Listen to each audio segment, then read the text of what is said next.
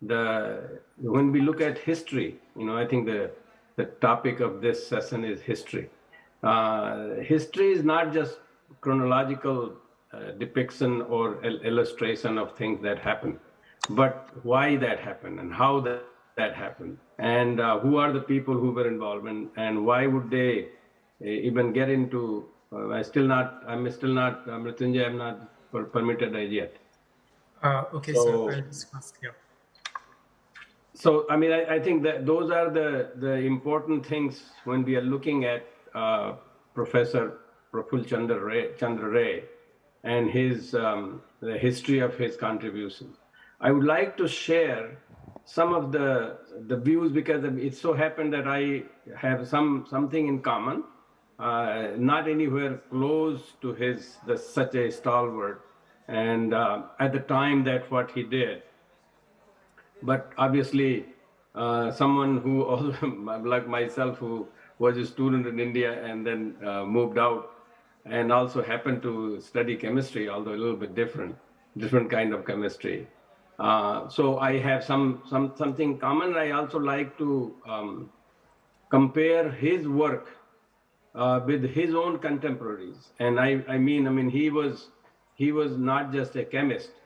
He was really interested in almost anything and everything. And he was a person who comes from a very privileged background. I mean, his great grandfather was a Diwan. His grandfather was also Diwan in British East India Company.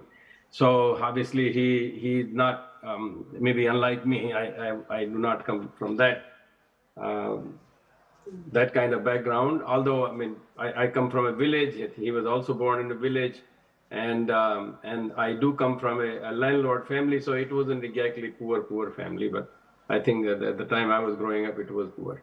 So I would like to share some of those thoughts and try to compare them with what he may have gone through and what we could learn from him. It looks like I may not be able to get the permission in time, and my time is running out. So I will probably just go ahead without it. Sir, I Oh think you no, have just I been think I made was host. given permission now. Okay, great. That's great. So I'm going to share my slides.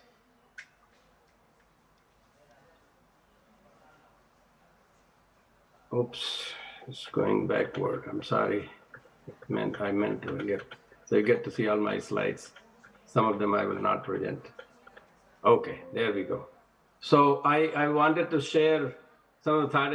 I tried to put all these logos just to show that I didn't do as great job, but I also have this crazy way of trying to do so many things at the same time. I do have a school in my village. I do have a foundation here in America. I own a company in addition to my academic work, including some editorial work that I do. This is just to show that. Also, I've written a book called A Different Take. It has some relevance, although in his case, it's a little bit different.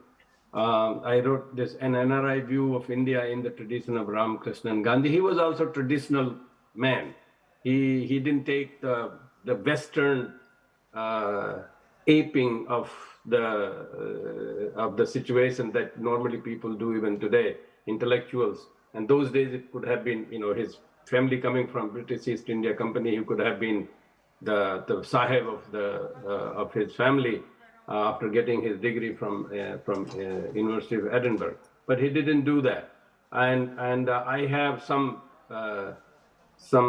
luminaries of those days who were the NRIs. That includes Pandit Jawaharlal Nehru, Mahatma Gandhi, and Dr. Ambedkar. So it will be interesting to compare some of those, and that comparison I try to do here. It's very important to know how people look at things. I like to look at Ambedkar. Sorry, it should have been Ray, not Gandhi. I do have sometimes. This is a typo. I sometimes compare Ambedkar to Gandhi, but here I wanted to compare Ambedkar to Ray, and that just shows the character of somebody, where they're coming from, what background they're coming from. They both come from privileged families, and interestingly associated with British Raj. And Ambedkar got his education in University of Columbia and University of London. and Praful Chandra Ray got his education in University of Edinburgh. Both of them NRI, I call it, because non-resident Indian, at least for some time, which is my situation also. Interestingly, Ambedkar did not have any socio-political views in India before becoming NRI. This is very interesting, but that is not the case for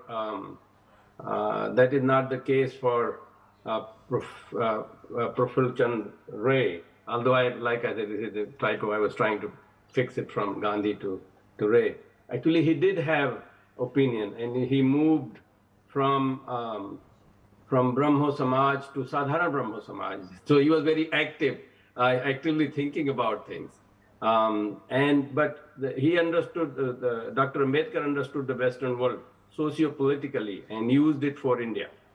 Dr. Ray approached the Western world through science and used it to build India. I mean, I could say that Dr. Ambedkar also used it to build India, but I have a little bit different view about that. Dr. Ambedkar employed Western concepts to bring socio-political justice, whereas Dr. Ray employed science and educational concepts to bring socio-political and economic prosperity to India, at least from his perspective, little way that he tried to do. And Dr. Ambedkar had equality, liberty, and fraternity as cardinal principles, whereas Dr. Ray had science and education as cardinal principles. Now, interesting contrast between those, Dr. Ambedkar actually wrote to British authorities that freedom can wait, because he wanted to make sure the social justice prevails. Whereas Dr. Ray said the science can't wait, but freedom cannot. So, this is the contrast that both their upbringing when they were in India, Dr. Ray already had ideas about the society. And so he kind of used his indigenous conditioning to educate himself. Whereas Dr. Ambedkar, who is also an NRI and got a lot of ideas, probably one of the most brilliant person I know, has gotten 4 master's degrees, 2 PhDs, and 1 law degree. So it's like massive. This is the contrast from where the perspective that I'm looking at. And when I look at that, then I see what was the thing that was done by or prepared, what prepared Dr. Ray.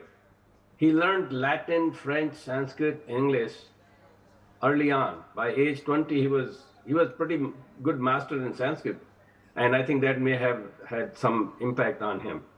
At age 18, he moved from Brahmo Samaj to Sadharan Brahmo Samaj. This is very interesting because he did not perhaps appreciate the sophistry of the discussion of either texts or intellectualism or trying to become more progressive. He became Sadharan Brahmo Samaj. He believed in getting things done, and that just shows that his scientific mind to it.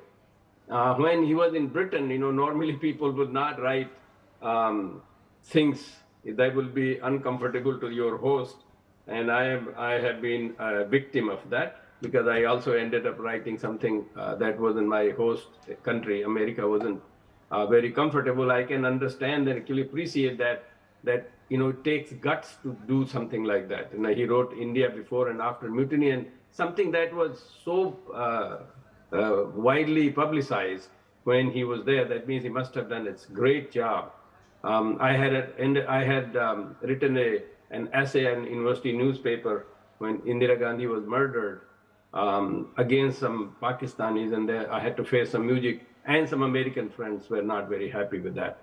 So this is very important character building. He had something in him even as a teenager. And then later on, as he became intellectually involved in learning the university education, he was of the same mode. And then he ends up writing Science Can Wait and Swaraj Cannot. That means, this shows that how self-sacrificing somebody can be. So he was willing to sacrifice his career for something that he thought was very important. And not too many people do even today. I think people look at their career first And so it shows that, he has weight, he has heavy momentum of his thoughts and values.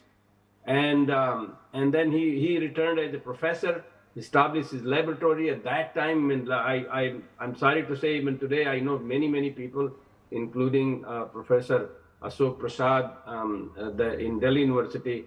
I have been to Delhi University and chemistry department. They're a very fine department, actually.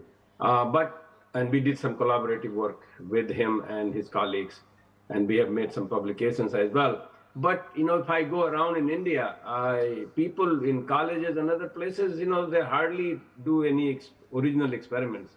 And but for him to establish a laboratory whereby he got, I mean, even his education time, he didn't have science in the college that he was studying, so he went to Presidency College as an outside student. And of all the things, he established a company. He was a startup company guy. He started a company. It wasn't exactly the company to try. He wanted to become wealthy. I think he wanted to prove a point, because later on he donated so much money to so many organizations. So that means he had something in that kind of mind. And then he wrote history of Hindu chemistry. That means he went to his and that he wrote very early on. Actually, he wrote in 1901 and 1902, 2 volumes of it. I just have the picture of that, one of them here. History of Hindu chemistry.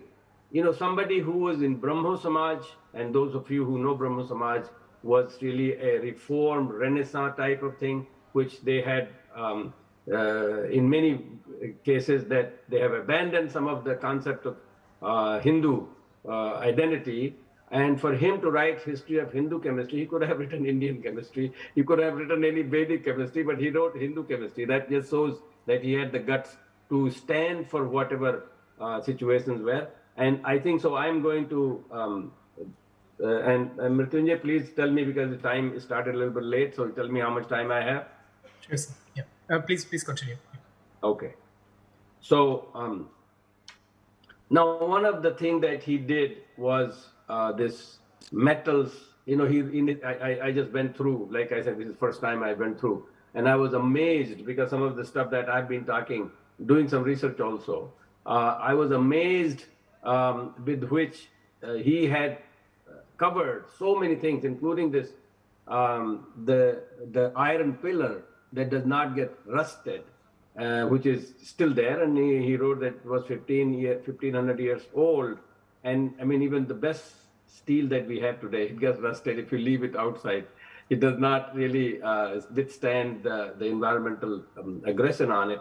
But he had written at that time this one, and this is very important, that it's connected to Ayurvedic, as I see it today. It is really connected to Ayurveda, although he didn't exactly write like that. But if you go to his chapter on Ayurvedic period that he talks about, it talks about pre-Baudic period to 800 AD that he classified as the Ayurvedic period. I mean, it so happens to be the iron pillar was also made like that. And what I normally describe as a herbal chemistry that Indians had mastered.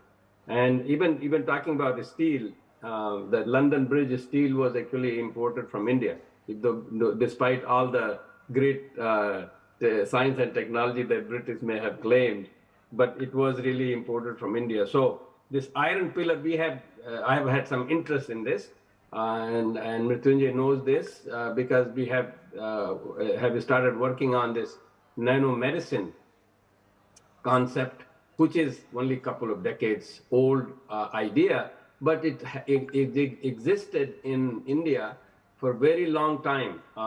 And that herbal chemistry, how they understood is something that is of great interest to me. And I like to, use now Professor Ray's concepts, and that's something that he wrote over 100 years ago, that it can be revived, but you have to understand the system. That they had a sense, very different kind of sense about connection with the environment, connection with the plants, this whole concept of worshiping the plants and accepting them as a superior to us. When you worship, this is my translation. When you when you worship something, you obviously consider that to be superior to you. You do not worship your children, you worship your parents. So that means because you consider them superior. So if we worship plants, we consider them superior. And, in terms of, in some concept of anthropogenic concept of evolution, we think we are the greatest. But actually, they have been there for longer.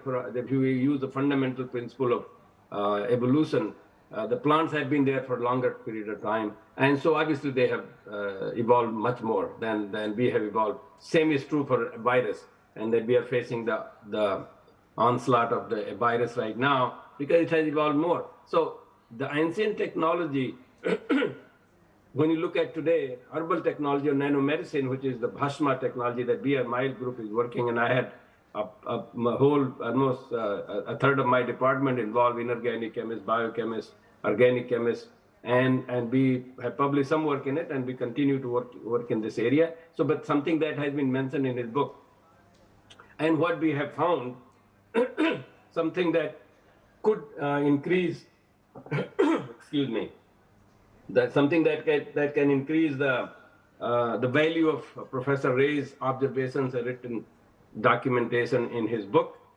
is that this concept of nanomedicine. The nanomedicine at that time was not, well, he wasn't familiar with that, but this nanomedicine idea of chemistry that be used today in making Bhasma, the Bhasma technology, is very fascinating. If I had more time, I would tell some more story, but one of the stories about this is that there is a astrologist. His name is Dr. Sastry, and he has a small company in Guntur. Next to his temple, he has a temple of goddess Durga, and next to that he has a laboratory. He came to my lab here because he heard that I do some work on this Bhasma. And I learned that this guy is astrologer. Of course, he knows Sanskrit very well. And he has read the Sanskrit texts in Indian various texts, including mostly astrological books.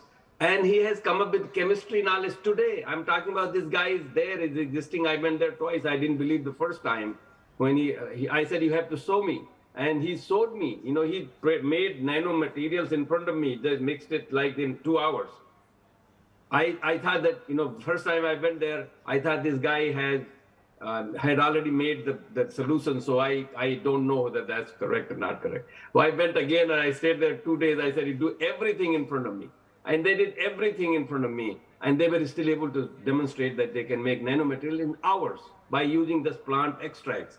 What I'm trying to say is that when Professor Ray writes about this Hindu chemistry and talks about Ayurveda, talks about this pillar, talks about the earth and the plants and extracts, he documented what was available, but a lot of this he also written in the Sanskrit texts that go with it. And the meanings we do not understand. What I'm trying to say, I'm looking at from chemistry point of view. I'm not looking from Sanskrit point of view. He had knowledge of Sanskrit, but he only presented the history of it. I wish that there was a chemistry of it. Chemistry of, I mean the chemistry of this process with which we have grown. Now this guy, Dr. Sastry, tells me that he interprets Om Trayambakam Yajamahe Sugandhim Pushtivardhanam as a chemistry. It's not as Shiva's, it so happens to be it's this month of Sawan and Shiva's things are going on, including in my village, Rudra Manthan is going on. But he thinks Trayambakam is not 3 eyes, but Trayambakam is tamr, like the copper. Yajamahe is like most of us who are not connected with the village will not understand. I'm connected with the village, so I can tell you that Yajamahe is the soil or the earth. Mahi, we know that one. Yaja means the alkaline. And in my village, when I was a young boy, we used to get this called Ray. In the local language, it's called Ray. You get the soil, and actually we used to use to wash our clothes with that. So, Trayambakam Yajamahe Sugandhim Pushtivardhanam. Sugandhim Pushtivardhanam is the herbs that you add. So you use alkaline soil, you use copper and he puts herbal thing. Then he explains the whole thing, what kind of thing you can get. So he suggested to me that there are 6 ways to look at Sanskrit, 6 meanings of Sanskrit verses, and one of them is herbal, ausadhi. And this is the way to look at it. Now, I don't know anybody else. I think it will be good to have people like that and the whole system like that, which then only we can understand the contribution that Professor Ray has made in compiling all this information. So, I mean, the Bhasma is in America is banned, and now Mrityunjay has joined Harvard University, so we will get more chance to talk about that. But actually, my lab showed that it does not have toxicity, even though they consider metal to be toxic. But when metals treated with herbs are not toxic. So medicine, the Ayurvedic idea that Professor Ray has written in his book, that it starts making sense as we examine it more at the molecular level, at the chemistry level, at the atomic level. I think we will be able to put value to his observations and his effort. I'm going to skip and talk about Mrityunjay. I was given only 25 minutes, right? So I'm still okay? Yes, I think. I mean, I think you're fine, sir. Please go ahead. How many minutes you said? No, I said I think we're fine with the timing. I haven't been notified. Wow, so I have the whole session, I guess. Okay, good. So I want to talk to you about this Ayurvedic, knowledge. Although we know that Dr. Ray worked on inorganic chemistry. He worked on double salts. That time, I mean, these days it's not that big deal, but we are talking about 150 years ago or 125, about 150 years ago. That time it was, it must be miraculous to know, and I think he got recognition for discovering those kind of things. And also, even though he worked with an organic chemist, but he was able to convince an organic chemist to let him work for inorganic chemistry. It is almost impossible these days. You have to be so much under whatever your advisor is doing, because you have to kind of, unfortunately or fortunately, whatever you want to call it, you have today's advisor wants students to promote his or her hypothesis or theory. So there is no way you are going to work on something other than what I'm working on. You are going to work on that because I'm spending my time. It has become a little bit selfish world in that sense. We as a mentors, we like to promote our own ideas and then see how the students can work on. But what I was saying, that even though he worked on inorganic chemistry and he eventually got into the pharma industry also, so that means he was able to first of all convince himself and then convince even his advisor at that time to be able to work on something else. And then when he went back to India as a professor, I mean, he trained many students in chemistry experiments. It's very fascinating that when he was a student, he convinced one of his classmates that they can work on chemistry experiment at his home. I mean, that just shows how momentous thing he had in his head, that he was able to communicate it to and convince other people, including a mentor, and which I think is really amazing. But what I wanted to say is that once he went back and was teaching, within 4 years or so, I think he went back in 1888 or joined his faculty position in 88 or 89. Hello, I think time is about coming up, so if you can kind of wind up a little early. Yeah. Oh, okay. Right. So please tell me when I need to wind up. Yes, I can wind up anytime. Mrityunjay, tell me how many minutes I yes, have. Professor Majumdar, how much time would Professor Singh have? 5 minutes. Okay. 5 minutes. Good. Okay. I can deal with it. No problem. So what I wanted to say is that he was so committed to his thoughts, like which I said that he started very much in the beginning of his teenager years, and which was away from even sometimes away from his own family traditions. That he, like I said, he moved from Brahmo Samaj to Sadharan Brahmo Samaj. And so he was a person who was targeting the ultimate results, what he's looking for. And an ultimate result was to, like he said, that science can wait, but Swaraj cannot, which also means that he was really so committed to the country and the people of the country and then their welfare. So he started a company. And here I wanted to just, with this I wanted to show is that the traditional medicine, which meets, and actually I think it's over, it's over what we have in modern science. It exceeds the expectations of science today, and I hope that will be proven in my lifetime. Is that when Professor Mitali Mukherjee, Dr. Mitali Mukherjee in Ayurvedic Institute in Delhi was working on genomics, the Western world was trying to make fun of that you can find some value. So they wrote an article in Science at that time in 2014 that they're making basically mockery of that we're going to find genomics about Ayurvedic medicine. But interestingly, what I wanted to say, and I will conclude with this, interestingly, Ayurvedic medicine have been used by Western world. So don't go by their mockery of what you have. And Professor Praful Chandra Ray was actually an embodiment of this because he stood by his values and his culture and thought about doing what needed to be done. So this is an example that I'm trying to show you. Professor Timothy Walker, who is a historian in University of Massachusetts, Dartmouth. He was part of the Center for Indic Studies at the UMass that still exists. I was the founding director of it.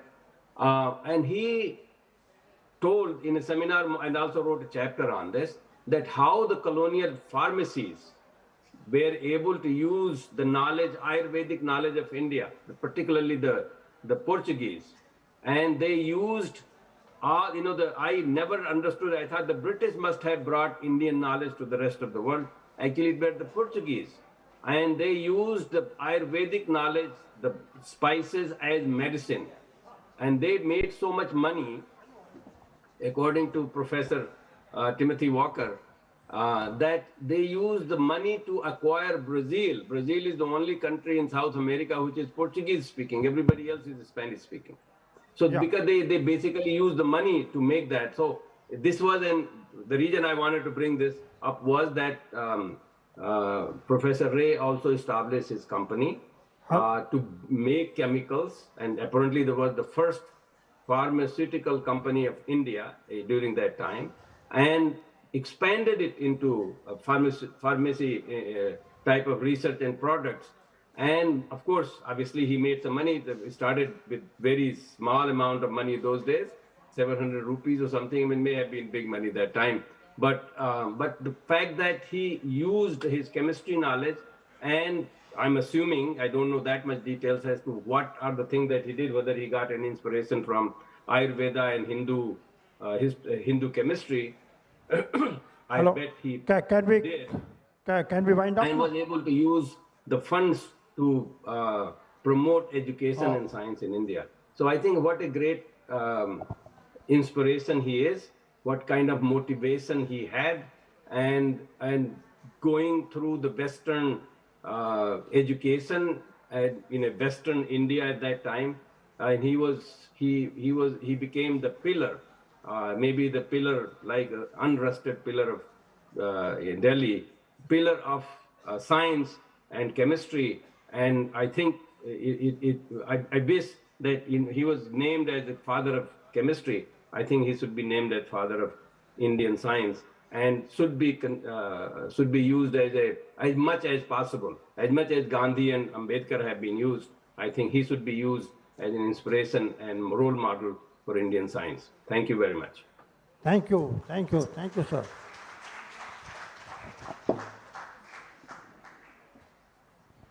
So we move to the next speaker. It's my privilege and honor to introduce Professor V.S. Chauhan. Professor V.S. Chauhan obtained his doctorate degree in chemistry from Delhi University and he has been an outstanding sportsman. I know him like that. An outstanding sportsman who represented Delhi University and Oxford University in athletics. He won the prestigious Rhodes Scholarship to study for a DPhil at Oxford University in 1974. In 1988, he joined the ICGB, that is the International Center for Genetic Engineering and Biotechnology, and became its director in 1998. Currently, he is the Arturo Palacci, I hope I pronounced the word right, emeritus scientist at ICGB, as well as he is the distinguished professor at the Institution of Eminence at the University of Delhi. He is also the Chancellor Kitam University in Visakhapatnam. His major research interests and scientific contributions are in the field of malaria vaccine development and in synthetic peptides of biological importance. He has published over 300 papers. Professor Chauhan has received several prestigious national and international awards, including the Padma Shri. Yeah. So, you can use that one if you want. Okay. Yeah.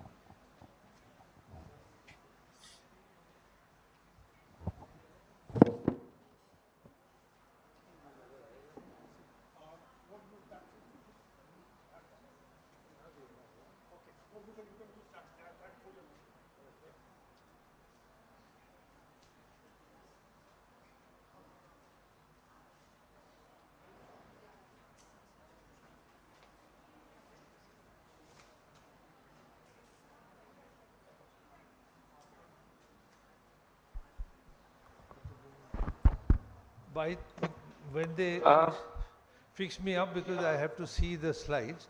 First of all, thank you very much for having me. I'll be as brief as possible. When Ashok asked me whether I would agree to give a talk in Dr. P.C. Ray, Professor P.C. Ray's, I immediately said yes. But I knew that in the morning you will have lectures and you would have read about him. He passed away in 1944. He was father of modern chemistry and all that. But by the time the revolution of understanding what chemistry could do to our understanding of biology wasn't really known.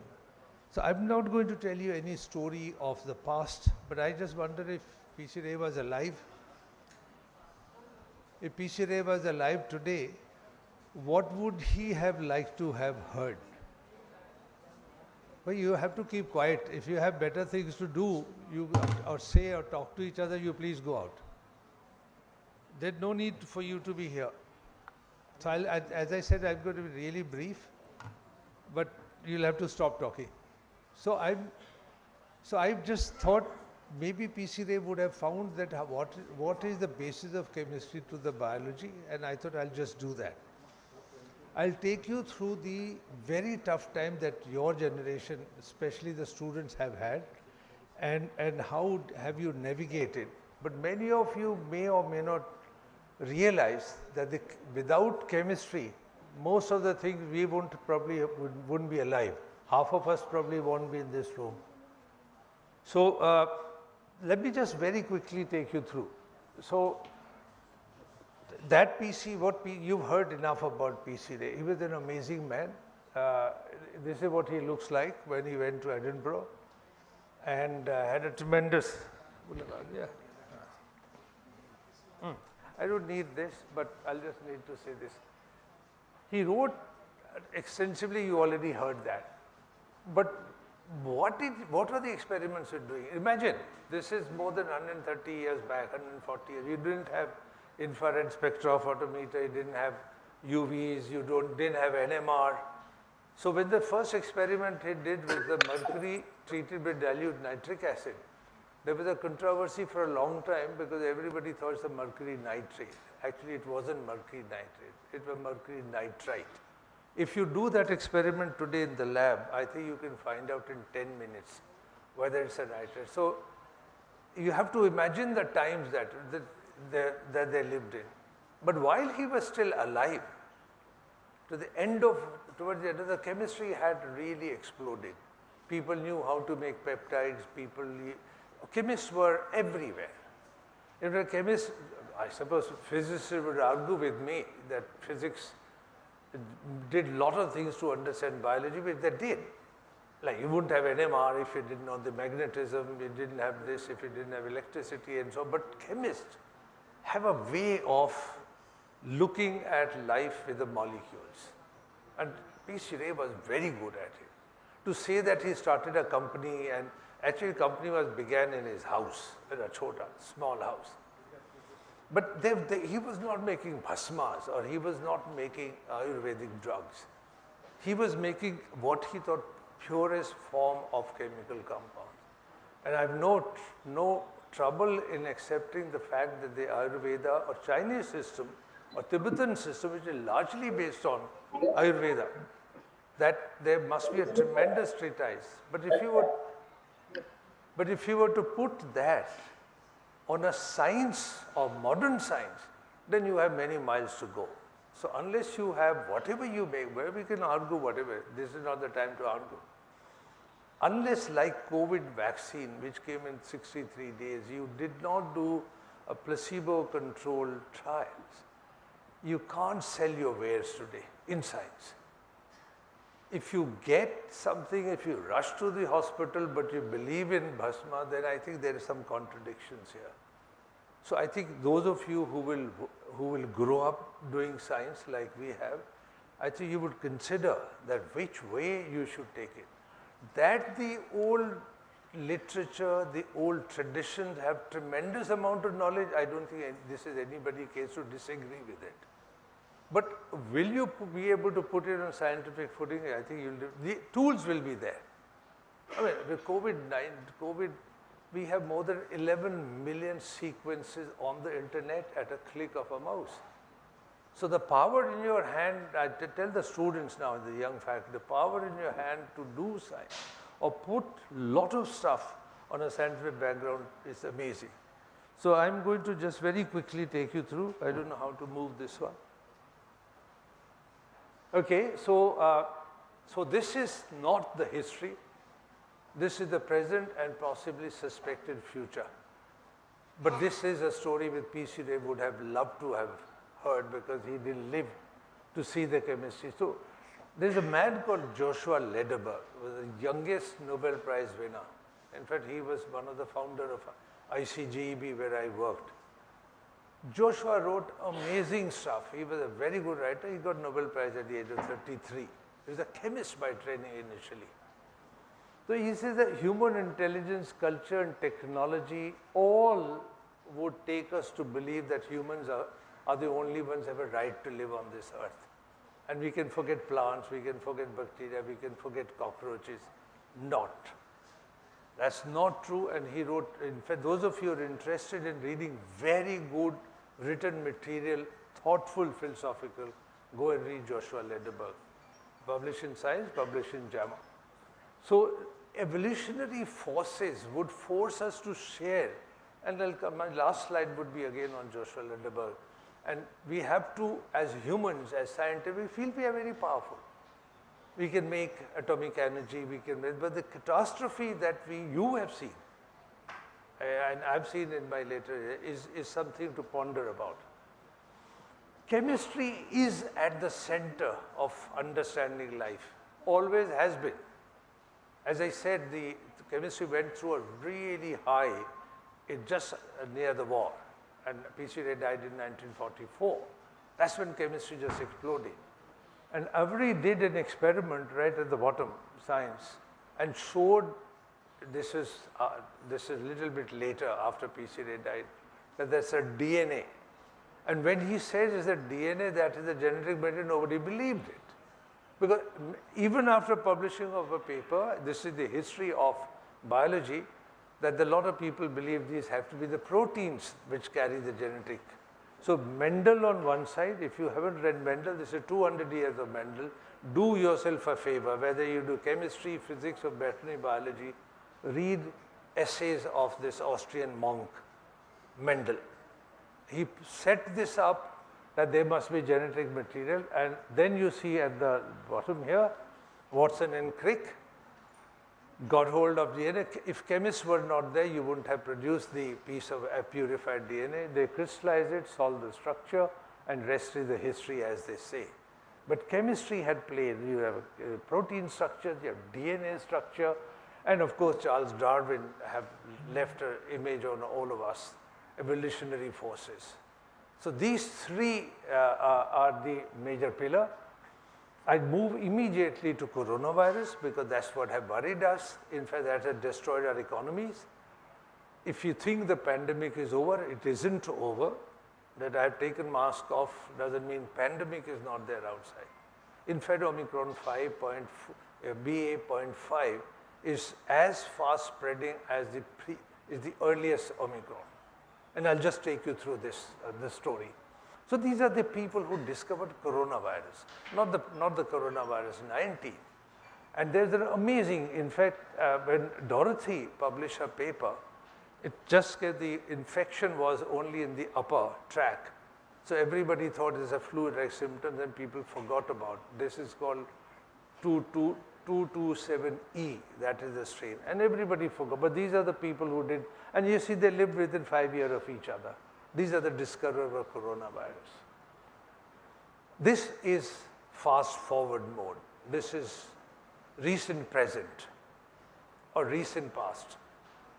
This is a powerful image. Why I say powerful? In January, when Chinese agreed that there is a human-to-human transmission, by March, the virus had been isolated under an this is a real virus picture. Never in the history of science has moved so fast on viruses. It's the quickest NIH publication. This is the virus looks like. What you see, little spike, is the famous spike protein. This is the constitution of the virus. Again, chemists played a major role in figuring out that it is really enveloped. There's a glycoprotein. So there's a core of RNA. It's covered by a layer of glycolipids, and then through this come out this so-called spike protein. If you haven't followed this, this is an amazingly beautiful structure. In fact, sometimes you wonder how dengue virus or coronavirus or HIV virus have such beautiful shapes to look at. Where does this huge symmetry in nature comes from? So there are millions of spike proteins that come out. By March or end of the March, not only we knew there's a spike protein, and there's a story I'm not going to tell you, but we knew which receptor the spike protein will bind. And this is 4 months from the discovery of the virus. As I said, never before science has moved, and as I said, chemists have played. But in 1961, you simply say soap and common sense will keep this kind of virus away. And we were talking about wash your hands repeatedly, but all this information, as it were, in the history was already there. Common sense about this virus, and common sense about many things about nature will keep a whole lot of things in equilibrium. They won't go away, but you'll have a better equilibrium. If that was not sufficient, by 2020, you actually had a crystal structure. So if you just go 10 years back, 15 years back, you could produce a PhD doing a crystal structure of one single protein in 4 years and get your very well appreciated PhD. This was happening in real time. In 2019, December 31st, we knew there's a virus. It's called, that's why it's called 19. Otherwise, it would have been called coronavirus 20. And by this time, we had a crystal structure. So you can see those red spikes coming out. What you see on the left of the red spike is the crystal structure of those spike protein. And you can see at the top, the thing sticking out, which is what it binds the ACE receptor with this. We are moving only within 6 months of virus discovery. And I moved very, very quickly to all viruses mutate without any exception. Why do they mutate? Is inherent to them. When they multiply, the reading frames go wrong, because why? I think it'd be good to spend half a minute. What is a virus? It's just a simple piece of RNA or DNA, double-stranded or single-stranded, covered by a layer of protein. In this case, there is a glycolipid layer also. There's nothing more to a virus. It's the most rudimentary form of life, if you can call it living species. Scientists do not call it living species because it doesn't multiply on its own. It needs a machinery of a host, whether it is a mouse or it is a bat or it is a bird or it is a human. Viruses cannot multiply. But you can multiply viruses in the lab. That's what Krishna Allah did with Bharat Biotech vaccine. He just took a virus from NIV and multiplied into billions of copies and produced a vaccine. That's the biotechnology. But viruses on their own do not. And then as I speak with you, if I'm infected with Omicron, in my own body, when it is multiplying, there will be multiple Omicron 5 in my body or your body or anybody's body. But most of them will be deleted, will have no sense. And only the ones which may have advantage on the one that is infected will be selected. I'm sure you know that, but I thought I'll just stress this point to the young student. So when you say mutant has come, there are millions, literally billions of mutants of these viruses. Measles or flu produces thousands of mutants within one body. But the selection is only done if it has slightly better than that. So this is what Darwin said, is the only if somebody is better, then the previous fellow will survive or will dominate. So that's what happened. By September in England, in Kent, Alpha virus came. How many mutations it had over the original Wuhan virus? Actually, Wuhan virus has mutated within days at a 641 position of spike protein. Spike protein is 1276 residues at 600 single mutation. Whole world got a virus which is single mutation. Alpha came to Amritsar from England. In England, it was in South London. And how do you pick it? Suddenly, there were a large number of infections.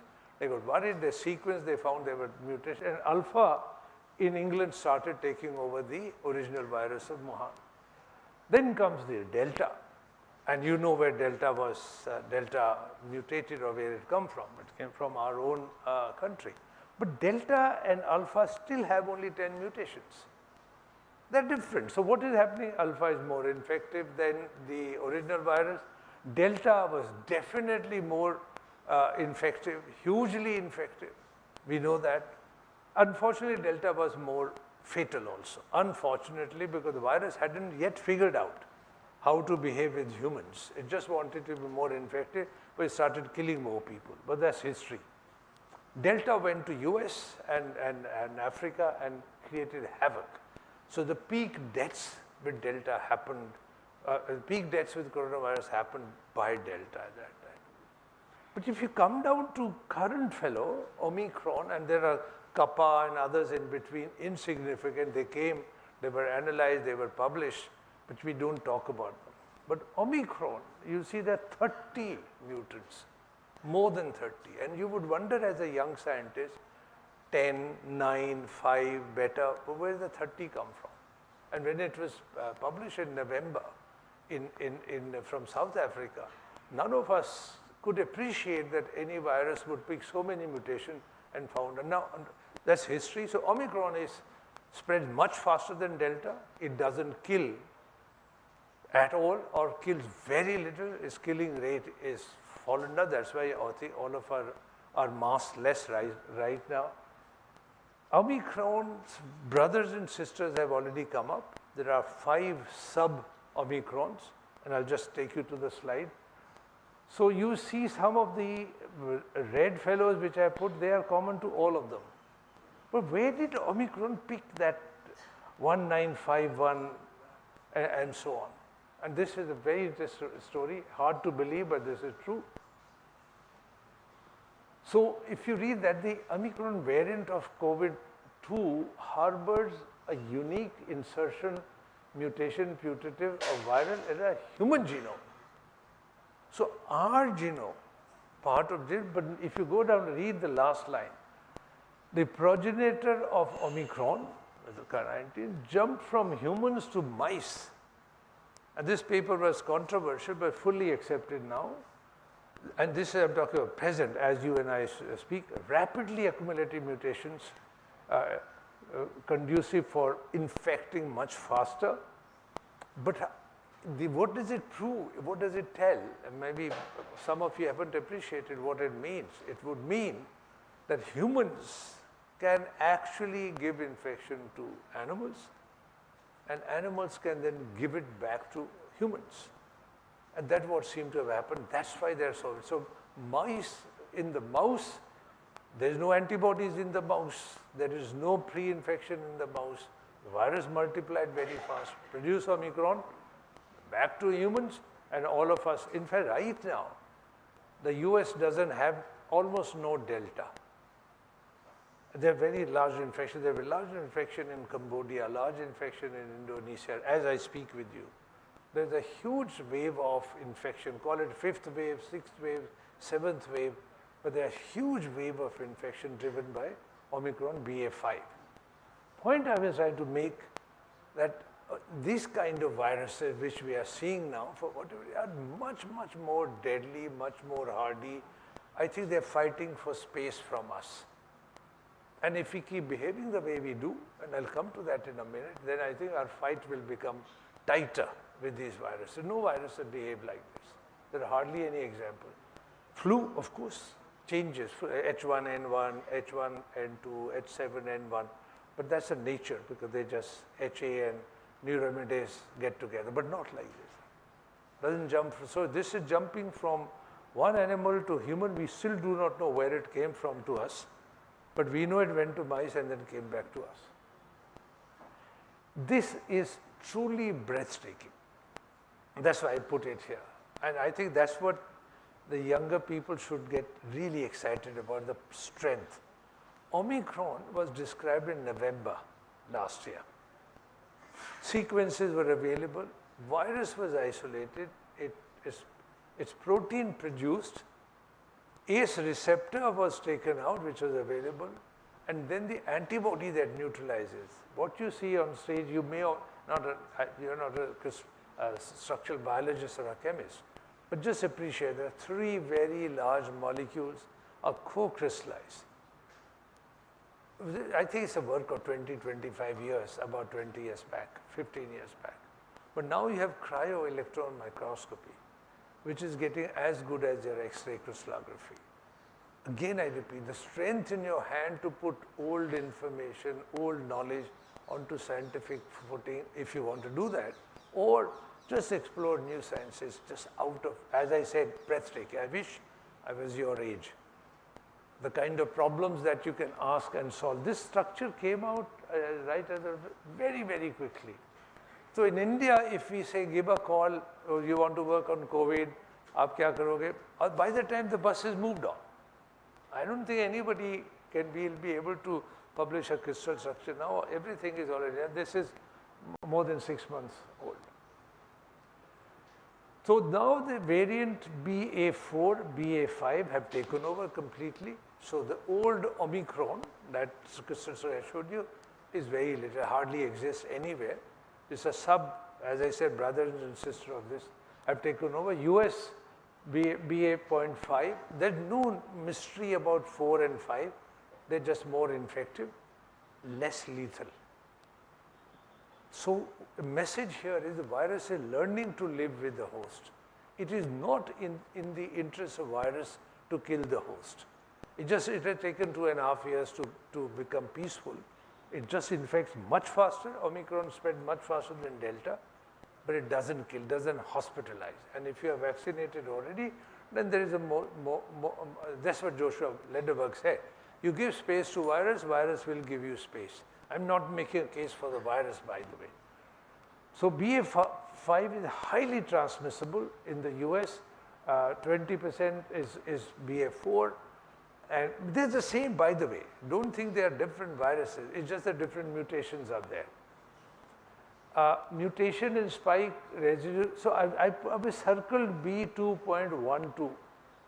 2.1. So if this is the tree of Omicron, these are the branches which are splitting out, 4, 5. This one has been discovered or seen in India. This hasn't been seen, the one which is red card. This is information only 2 weeks or 3 weeks old information. These sequences are already published, they're there. It doesn't say anything whether it is more killer, more infective, but this is being established in India. So we have a lot of Omicron 5, but we're beginning to see BA 2.1, 2.1. The good news is none of these take you to the hospital needing oxygen. It'll still kill, but the killing rates will be very, very low. I'll move on to something which is very present. I don't know how much you people have followed.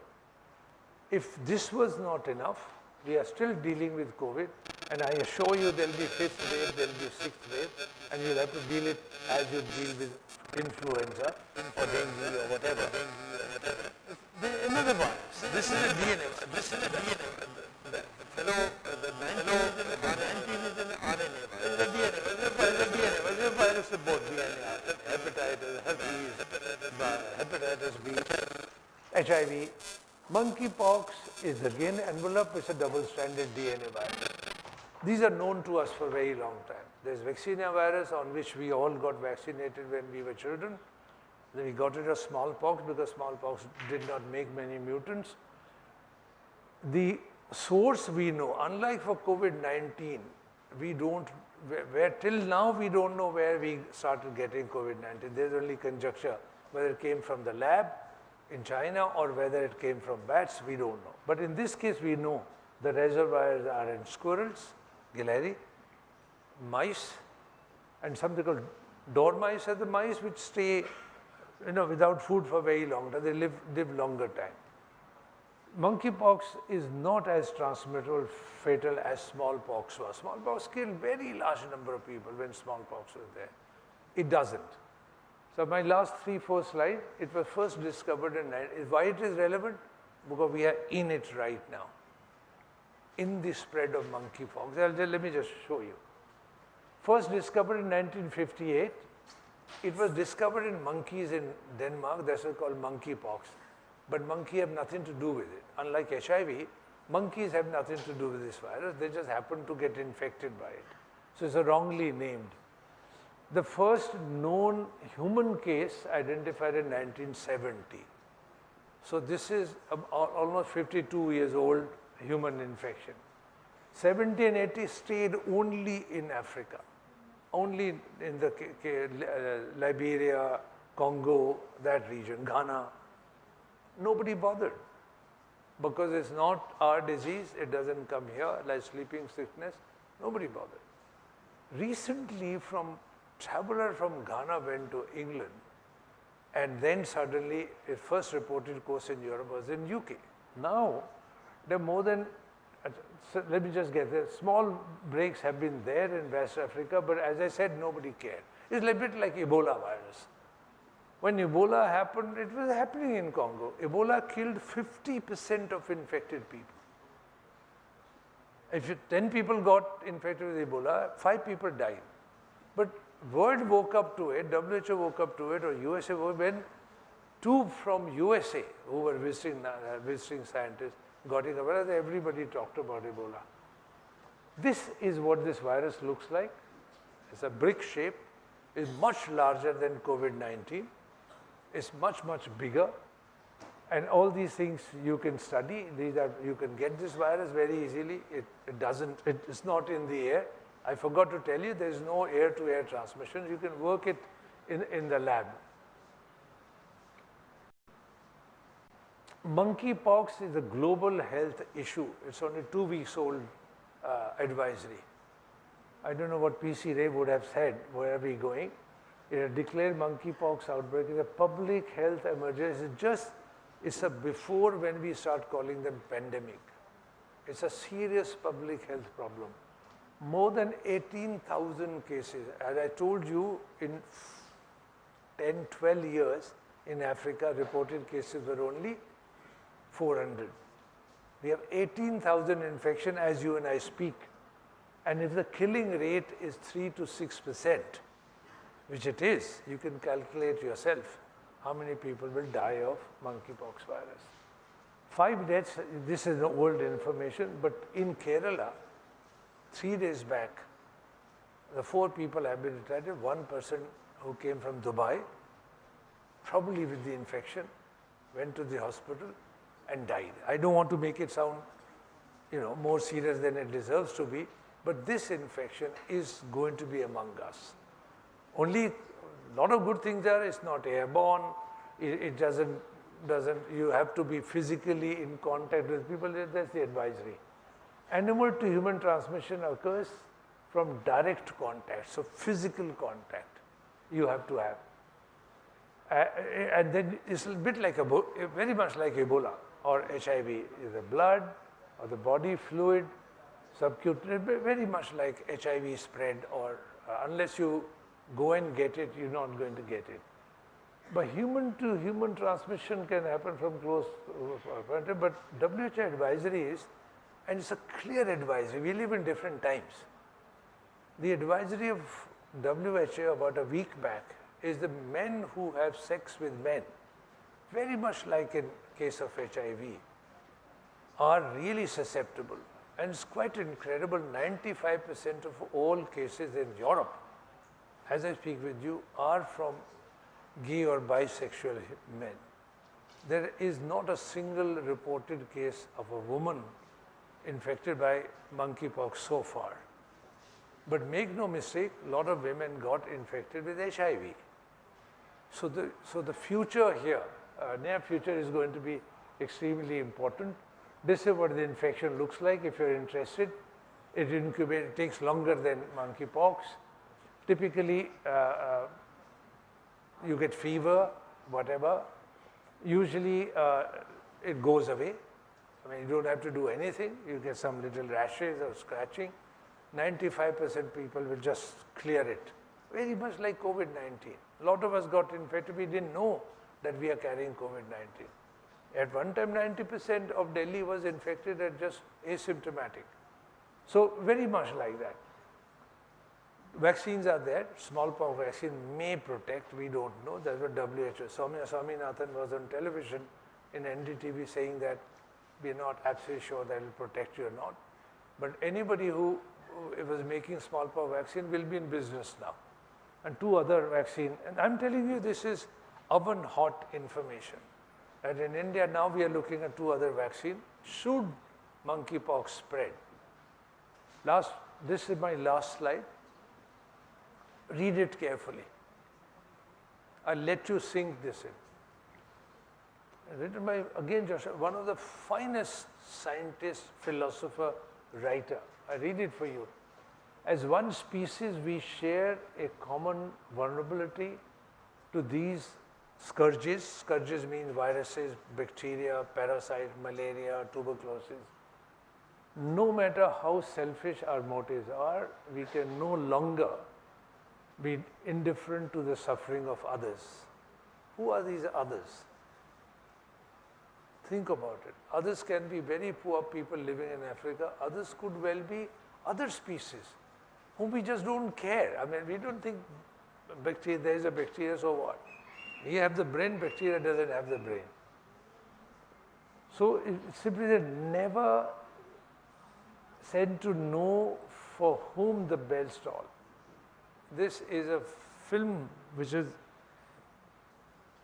who is going to do what? Who will be the survivor? Will viruses or bacteria out-survive us, or humans will out-survive viruses and bacteria? I think you can have a toss of a coin. But if you look at the fires in California or floods in Kentucky, huge hot weather in Europe, all records, you can see which way tide going to turn. Humans probably have crossed the line where they don't know how to come back from. A lot of food for thought. If you had respect for other species on this earth and don't, I think arrogance of humans that we can tame everybody else. And we can tame other humans. A country can go and kill somebody and tame other. I think not only for the other species, We behave with each other like that. I'm richer than you, I have more excess, I'll drive this and that. I think that's a food for thought. So lessons learned from the pandemic or from chemistry or biology, that nature periodically provides a reminder to the limits of human arrogance. I've written it very carefully. As a species, we are very, very arrogant species. We think we can decide future of all other animals. We can't. I don't think we can. Nature demonstrates that the frontiers of science are truly endless. This is also true. You can see beautiful crystal structure of antibodies. You can see how neutralization takes place. You can find out how many mutations have taken place. There's absolutely no question. Biology assisted by chemistry. Now this is very important. And this way I want to remember P.C. Ray, father of modern chemistry. You could not understand biology if you were not a chemist. Even today, I did my PhD in chemistry. When I do immunology and enterocolitis, first thing in my mind and my students' mind is, what is the structure? So if you're a biologist without knowing what is the structure, what is the peptide bond, I think you're going to be in trouble. Coronavirus is going to stay with us. It is not something you can get rid of. Just not possible. For a very, very long time, I think it's going to be endless time. We should learn to live with it, but it should not dominate our life. I think that equilibrium is what Joshua Loderberg has been arguing. I'm done. Thank you very much.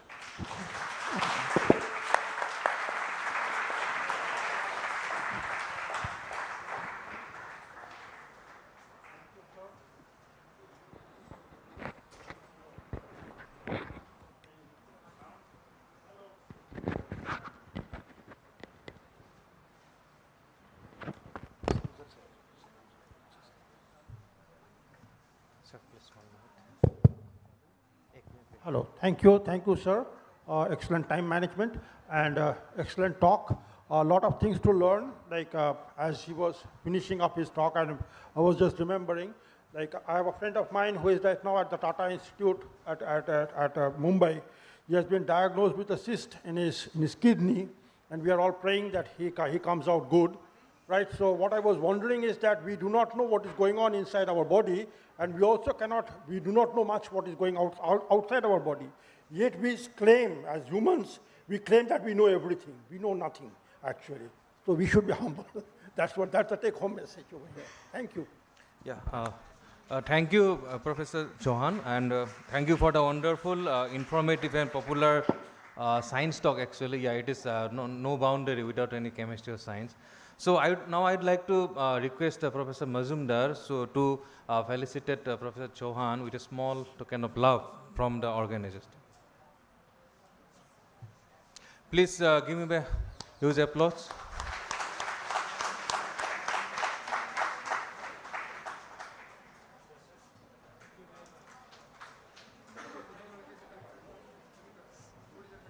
Thank you, sir. Now we are moving to the oral presentations. So our chairperson, Professor Mazumdar, he will call by the name of the oral presenter, and they will come, and at 8 minutes we will give the bell, warning bell. So they will stop, and then we may have the question and answer from the students and from the judges. Yeah. Okay, Professor Mazumdar. So the first presentation is by Ms. Isha Kapoor.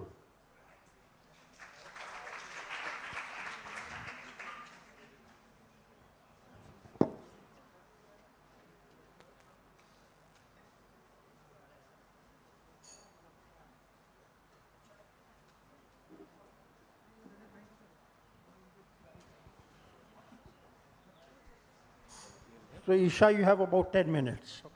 Yes, sir.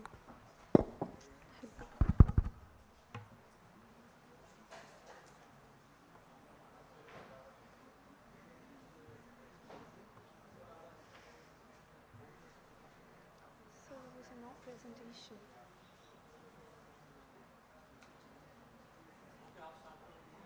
Freedom is not given, it is taken, is a very famous quote by Netaji Subhash Chandra Bose. But if I ask you a question, who gave you this freedom? then your answer is freedom fighters. But today's generation has a misconception that the person who don't fought with the weapons are not the real freedom fighters. Today I'm going to tell you about the person who will use his education as a weapon, research as a weapon, industry as a weapon, and his ideas as a weapon. Yes, I'm talking about Acharya Praful Chandra Ray, an eminent freedom fighter with a scientific prowess.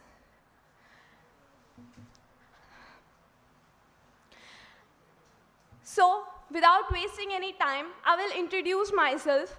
Good afternoon, everyone. I am Isha Kapoor from Miranda House, Delhi University, currently pursuing BSc Chemistry Honours. So, without wasting any time, let's get through the journey of Acharya Praful Chandra Ray. And Acharya Praful Chandra Ray was born on 2nd August 1861 in the Jessore district of United Bengal, which is now in Bangladesh. All his contribution in the field of science can be judged from the 150 research papers. Can you imagine 150 research papers? And he also discovered the mercurous nitride. He started his education from the school established by his father and higher studies from the matrimonial college. But that time there was no chemistry classes in the matrimonial college. So he take the chemistry classes from the Presidency College, Calcutta. After clearing the entrance exam, he got the admission in Edinburgh University, from where he completed his BSc and research. Although he is a very great scientist and researcher, but he do not let his skills limited to laboratory. He stepped out and fought for our freedom. I agree that he is not very active in politics and in attending meetings, but an initial spark of patriotism was seen in P.C. Ray when he wrote an essay on the topic India before and after mutiny, in which he wrote about the ill treatment of Britishers, that how they neglect our education, health and development. Obviously, the essay did not win the prize, but heart of the judges. And he do not stop here. He fearlessly distributed the copy of his essay to the Indian students and requested them to take steps to free India from colonial bondage. It seems very easy that he just distributed essays, right? It's look and seems very easy, but that time it's need courage, and that courage was there in a P.C. Ray. So, I'm talking about the time in which the wave of freedom was streaming in the heart of every Indian.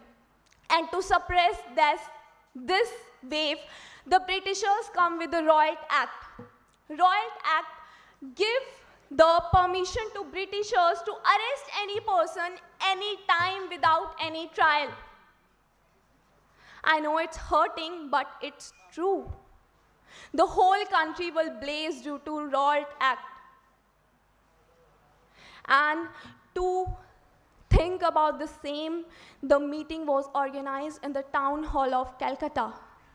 And in this meeting, the Acharya Praful Chandra Ray said in a very emotional voice that these are the occasions that demanded I should leave the test tube to attend the call of the country.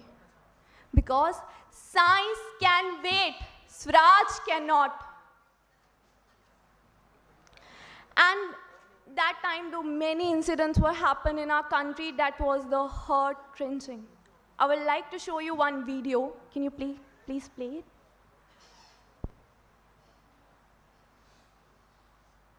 Voice, please.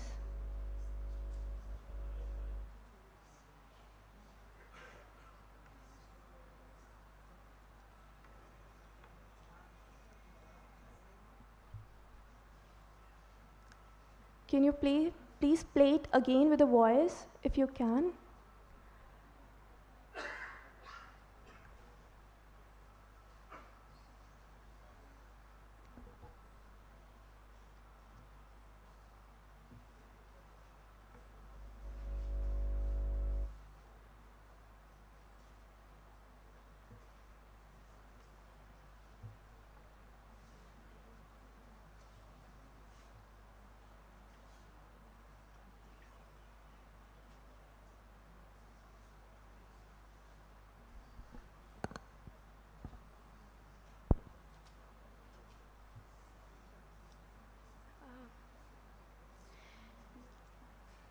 Just leave it. In this video, I wanted to show you about the Jallianwala Bagh massacre. That was a very emotional video which not play. So the Praful Chandra Ray didn't only speak, but he took step against Riot Act and Jallianwala Bagh massacre. He actively participated in a non-cooperation movement. Sorry, minute.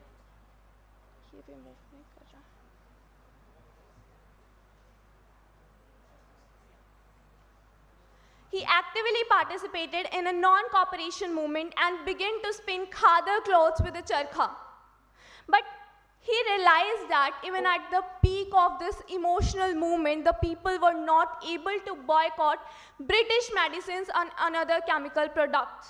But why this happened? Can you please give me the answer why this happened? This has happened because at that time there was no chemical and pharmaceutical industry in India. So PC Ray came with a solution. He gave birth to the Bengal Chemical and Pharmaceutical Work, first chemical industry of India. He also contributed in creating many more industries like Calcutta Poetry, Bengal Enamel Works, and many more. But you know what the irony is? Irony is he don't even take the single money from these successful companies. Not even single monies. He distribute all his share for the welfare of the workers. And finally, after so much struggle, we got our independence. But we are the slaves of Britishers for 200 years. 200 years was not a short time. Have you ever think why we are the slave of Britishers for so long? Some of you might thought and some not. But the PC Ray did. According to him, we are the slaves of Britishers for so long because of the discrimination in our country on the basis of caste, religion. And he decided to taught his student not to discriminate on the basis of caste. He also opposed the nationalism on the basis of religion and criticized the Gandhiji on the Khilafat movement. Finally, the legend left us on June 16, 1944. But he is such a great legend that even the Britishers praise him, appreciate him. Finally, on this auspicious occasion, I would like to thank you all to give me this pleasure, and I will pay tribute to the great legend by saying and promising myself that whenever my country needs me, I will be there for my motherland, I will be there for my India, I will be there for my Bharat. Thank you. Jai Hind, Jai Bharat.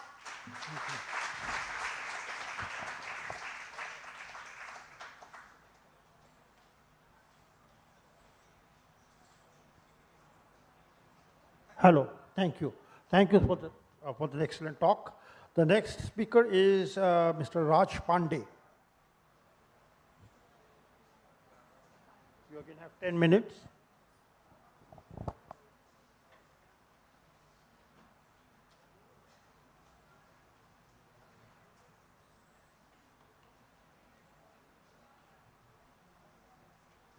A very good afternoon to all of you. Respected chair and all my professors and all the professors from other universities and all dignitaries. It is my pleasure to present on topic Acharya's contribution to India's independence struggle on this auspicious occasion.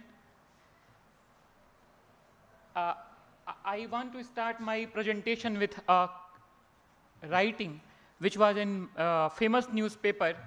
It was not an Indian newspaper, Manchester Guardian, or It says that he is a very strong nationalist, he is also a real organizer and real teacher.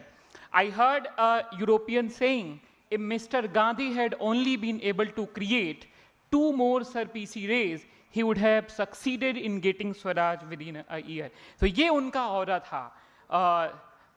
दूसरा coat है जो खुद आचार्य CR दास जो एक freedom fighter थे उनकी wife को लिखते हैं, और वो लिखते हैं, I can assure you, however, dear sister, I have only one idea in my mind, namely that through her I should serve my country. Our aspiration are same. Our aspiration means the aspiration of CR Das and P.C. Ray. Our aspiration are same. God knows I have no objective in my mind. इनके ऊपर अगर हम बात करें, बहुत सारे लोगों ने बहुत बातें की हैं, starting from Gandhi to Nehru, और बहुत सारे लोगों ने जैसी बोस. लेकिन मैंने डेलिबरेटली ये रखा सबसे पहले, क्योंकि ये हम लोगों की मानसिकता है, ऐसा हम जीते आए हैं, ऐसा कि हम लोग अगर भारत का कोई कुछ भी बात कहता है तो उस पर विश्वास कम करते हैं. अगर हमारी बात को अगर विश्व प्रमाणित करता है तब हम उसकी बात को मानते हैं. ऐसा स्वामी विवेकानंद से भी पूछा गया कि आप शिकागो क्यों गए, तो स्वामी जी ने कहा कि मैं अगर यहाँ बोलता कि अपना गीता की फिलॉसफी है, बहुत उन्नत फिलॉसफी है, और अगर मैं बोलता कि जो अपना धर्मशास्त्र है हिंदू धर्म वो बहुत उन्नत है, तो लोग नहीं मानते. योग जब तक यहाँ योग था तब कोई नहीं मानता था, लेकिन जब योग बाहर जाके योगा हो गया तो सब लोग सुबह नाक बजा के, और सुबह आज सब लोग योगा कर रहे हैं. इसलिए मैंने डेलिबरेटली ये चूज किया कि ये अगर बाहर के लोग बोलते हैं तो विश्वास हो जाना चाहिए कि हाँ पीसी रे का कुछ औरा था. और मैं अब यहाँ से थोड़ा सा, हम लोग बहुत केमिस्ट्री के बारे में बात कर रहे थे, थोड़ा सा मैं आपको हिस्ट्री की तरफ ले चलूँगा, तो जो भी हिस्ट्री के स्टूडेंट होंगे उन्हें वो थोड़ा सा बोर महसूस नहीं करेंगे. तो ये अभी दौर है जब 1600 में कंपनी का रूल चल रहा है, ईस्ट इंडिया कंपनी. उस समय Dutch east India company, French east India company सभी थे. उसके बाद ये रिवोल्ट ऑफ 1857 होता है, जिसे बहुत लोग फर्स्ट वार ऑफ इंडिपेंडेंस भी बोलते हैं. उसके बाद कंपनी से जो रूल करने का पावर है वो क्राउन में चेंज हो जाता है 1858 में, और उसी ईयर में एक बहुत बड़े वैज्ञानिक का जन्म होता है, आप पहचान पा रहे होंगे, जगदीश चंद्र बोस. और उसी के 3 साल बाद 1861 में ठाकुर का जन्म होता है, रविन्द्रनाथ टैगोर. और रविन्द्रनाथ टैगोर के बाद उनका जन्म होता है जिनके बारे में हम लोग बात कर रहे हैं, और मई में जन्म होता है ठाकुर का. और उसके बाद उसी साल के अगस्त में जन्म होता है पीसी रे का. तो ये मैंने बैकग्राउंड सेट किया कि ये दौर है जब ये पैदा होते हैं, तो ये भारत का माहौल रहता है कि जिस समय इतनी विभूतियां पैदा हो रही होती हैं. खैर 63 में विवेकानंद का भी जन्म होता है. ये मैं अगर पीसी रे के बारे में बात करूं, मैं ये 3 चीजों से उनके पूरे जीवन क्रम समेट सकता हूं, ये फ्यूल, स्पार्क और फायर, कि वो कौन सा फ्यूल था जिसके कारण वो काम कर रहे थे. तो उन्होंने कहा कि if science can be used to colonise a country, then the same science can be used to decolonise a country. अगर साइंस का यूज हम लोग कॉलोनी जो बना रहे थे ऐसे कर सकते हैं, तो उसी साइंस का यूज हम लोग डीकॉलोनाइज, इसलिए उन्होंने साइंस को यूज किया, और ये उनके लिए फ्यूल था. स्पार्क, उनके मन में नेशनलिज्म वाला जो स्पार्क था, ये हमें दिखने को मिलता है. बहुत सभी लोगों ने, हमारे जितने भी प्रोफेसर्स और जितने भी साथी सबने बात की है उनका ऐसे कंपटीशन के बारे में, वो India before and after mutiny, और उसमें वो लिखते हैं कि आप इस गवर्नमेंट को सिविलाइज्ड गवर्नमेंट होने का टाइटल फोरफिट कर देना चाहिए, छोड़ देना चाहिए, जो करोड़ों रुपए फोर्ट बनाने में तो खर्च करती है लेकिन एक पेनी भी लेबोरेटरी बनाने में नहीं खर्च करती है. It is nothing more than tax squeezing machinery. और जो फायर है, मैं केवल कहूंगा नहीं, जैसा हमारे गीता में भी कहा है, कृष्ण ने कहा है, अर्जुन को कहा, यद यद आचरति श्रेष्ठ तद देवोतरो जन स यत् प्रमाणम कुरुते लोकस्तद अनुवर्तते. तो महान लोग जैसा काम करते हैं लोग वैसा अनुवर्तन करते हैं. तो केवल कहना नहीं है, केवल ऐसे लिख देने से काम नहीं चलेगा. उन्होंने नेशनलिज्म, भारत की केमिस्ट्री कितनी उन्नत थी ये दिखाया, और उन्होंने हिस्ट्री ऑफ हिंदू केमिस्ट्री लिखा, जिसको हम लोग बोलते हैं it is an amalgamation of ancient and modern chemistry. अगर अब हम लोग बात करते हैं political contribution, social contribution, economic contribution, तो उसमें हम लोग बात करते हैं, अगर पॉलिटिकल कंट्रीब्यूशन की बात करेंगे तो पॉलिटिकल कॉन्शियसनेस, तो साइंटिफिक कंट्रीब्यूशन की तरफ हम लोग बात कर रहे हैं, तो arousal of scientific consciousness was done by P.C. Ray. He was one of the first to make science Swadesi by writing a history of Hindu chemistry. उन्होंने कहा कि अगर साइंस को हम लोग इंडिपेंडेंस के लिए यूज करेंगे तो it will be beneficial for our country, और उन्होंने कहा कि we can make society scientific as well as the science social. मैं साइंस को सामाजिक बना सकता हूं और समाज को हमें साइंटिफिक कार्य करना चाहिए, जैसा महात्मा गांधी ने भी अहिंसा का रोल किया। तो महात्मा गांधी का भी अगर हम कंट्रीब्यूशन देखें तो वो भले साइंस के स्टूडेंट नहीं थे, बट उनका कोई भी काम साइंटिफिक टेम्पर से परे नहीं था। अगर वो अहिंसा की बात भी करते हैं तो ही यूज्ड अहिंसा एज एन बायोलॉजिकल वेपन। और he was champion of educational reform by associating with National Council of Education, और बहुत सारे इन्होंने काम किया जो आज हम न्यू एजुकेशन पॉलिसी में बात कर रहे हैं। अगर हम मूवमेंट में ऐसा नहीं हम लोग बात कर सकते हैं कि केवल उनका इनडायरेक्ट पार्टिसिपेशन रहा। अगर हम स्वदेशी मूवमेंट में भी उनका देखें, हम लोग तो स्वदेशी मूवमेंट का बात करते हैं 1905 के बाद जब करजन ने बंगाल का विभाजन किया, लेकिन इन्होंने तो 1895 ईस्वी में ही 1895 में ही मर्क्यूरस नाइट्राइट बनाया, और 1901 में इन्होंने Bengal chemicals and pharmaceuticals limited बनाया, और उससे दिखाया कि हम लोग स्वदेशी तरीके से भी काम कर सकते हैं। और revolutionary in the garb of a scientist, ऐसा लोगों को कहा। इन्होंने बम बनाने की विधि भी लोगों को बताई, जैसा कि हम मूवी में देख रहे थे सुबह। और रॉलेट सत्याग्रह भी हमारी बहन बता रही थी, रॉलेट सत्याग्रह में भी टाउन हॉल में इन्होंने रॉलेट सत्याग्रह में हम सब कोई जानते हैं, ये एक ऐसा एक्ट था जिसमें नो अपील, नो दलील, नो वकील, उसके विरोध में भी इन्होंने बात की।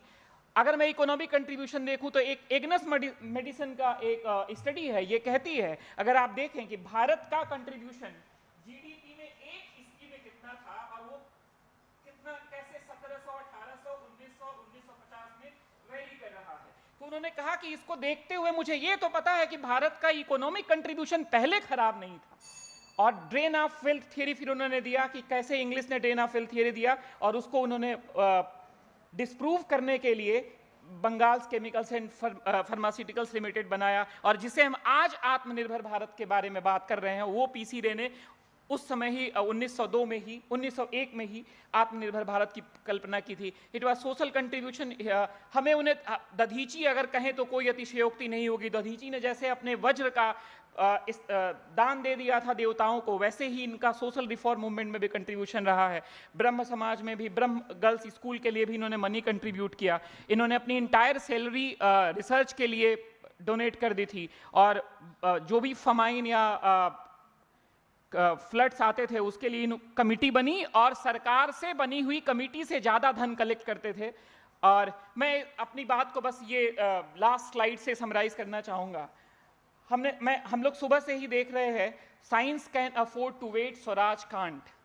ये तो बात है, ये हम सुबह से ही सुन रहे हैं। लेकिन अगर ये बात आज जगदीश चंद्र बसु सोच रहे होंगे कि ठीक है, साइंस ने बहुत वेट कर लिया, स्वराज तो मिल गया, लेकिन कब तक साइंस वेट कर सकता है? क्योंकि जगदीश चंद्र बोस ने बहुत पहले ही पौधों में प्राण होता है ये प्रूफ कर दिया था, लेकिन उन्होंने he was on verge of proving कि मेटल हैज आल्सो लाइफ, और उसको हम लोग archive.org में अगर हम पढ़ें तो मिल भी सकता है, जिसको हम लोग आज मेटल फटीक के रूप में जानते हैं। तो क्या हम एक कदम भी आगे बढ़ पाए हैं क्या कि मेटल में भी प्राण होते हैं? तो मैं इसी से अपनी बात को समाप्त करूंगा। ये रेफरेंसेस है। Thank you so much.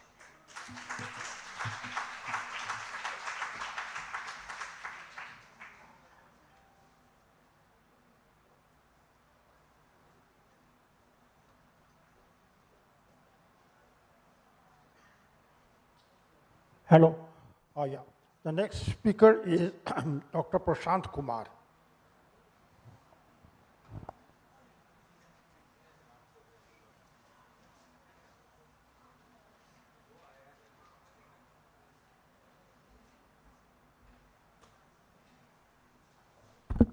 A very good afternoon to all. So I'm going to present on life of Acharya Praful Chandra Ray and history of Hindu chemistry. So we have here a lot of about the life and his birth and his achievements in morning. So I try to be a little bit different from that, apart from my first slide. So he was born on 2nd of August in 1861 in Rohili. Now his village is situated in Bangladesh. Now his father, he was a landlord, and he was very fond of reading books. Therefore, he has developed his own library in his house. And his father was the one of the pioneer of the educational movement, and therefore he has also established a girls' school. That was the first girls' school in his village. And his great-grandfather was a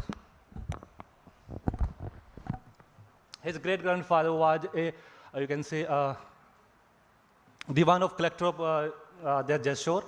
Now, Acharya received his early education from his father's school in his village, but and later on, after when he was of 9 years old, they moved to the Calcutta permanently. And there he got admission in the another school that is called Harris School. But unfortunately, he got a bad attack of dysentery, and it took 2 years for him to recover from that. And after, because of the effect of the dysentery, he remains affected with that badly, and he faced digestive problems and insomnia throughout his life. Now, after recovering from this disease, he again got his admission in another school that was the Albert School, and this time he took admission in 3rd class. That's 1 class back from his earlier class, and after qualifying his entrance exam, he got admission in the Metropolitan College in 1879, and he did his 10th class from there. And now, after that, since in that college, that Metropolitan College, there was no science stream was available. So to read chemistry and to take the physics lectures, he used to go to the Presidency College. And there, the chemistry was become his favorite subject, and he was so passionate about the chemistry that he established his own laboratory in his house, and he used to do the experiments there. Now, he obtained Gilchrist Scholarship for his bachelor's degree, and in 1887, he received his doctorate degree. He took inorganic chemistry or organic chemistry because he wants to become a master of nitrates and sulfates. Now, he was also elected as the vice president of University Chemical Society in Edinburgh. Now, in August 88, he back from Edinburgh to India, and for a period of 1 year, from 1888 to August to June 1889, he was without any occupation. Now, in 1889, he joined again Presidency College, but this time as a teacher of chemistry, and he received the pay of 250 rupees per month. Now, Foundation of Bengal Chemicals and Pharmaceutical Works Limited. So when he was working as a professor there in Presidency College, the 2 thoughts which strike him very badly, that one was the poverty of Bengal literature on the scientific side, and another was the unemployment of young minds who was coming out from the college, and they were going for clerk's jobs, for the peon's job.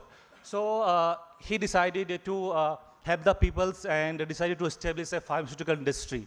And for that, he started his work by isolating the citric acid from lemon, and then he also prepared the sulfates of copper. And again, because that was demanding in the market that time, and he also started experiment on isolating that is for the preparation of carbonate of soda, because he has shown that that this Sanjamati was being used that time for washing the clothes, basically in upper North India side. But these things was not that much demandable in that market, because the soda which was available in market was cheaper and was in better condition. So again, he looked towards the another area of science, that is phosphate of soda and superphosphates of lime. They attracted his attention, and that time they were exporting that part, that chemicals from outside, or whereas they were importing from the outside and then exporting the chemical that was raw material for that outside. So he thought to make these chemicals by its own.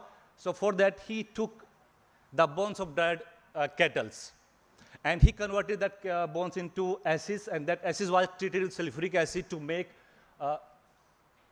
superphosphate of lime, which on utilization with soda and then process of filtration and concentration gives him phosphate of soda, which was demanding in that time in the Bengal.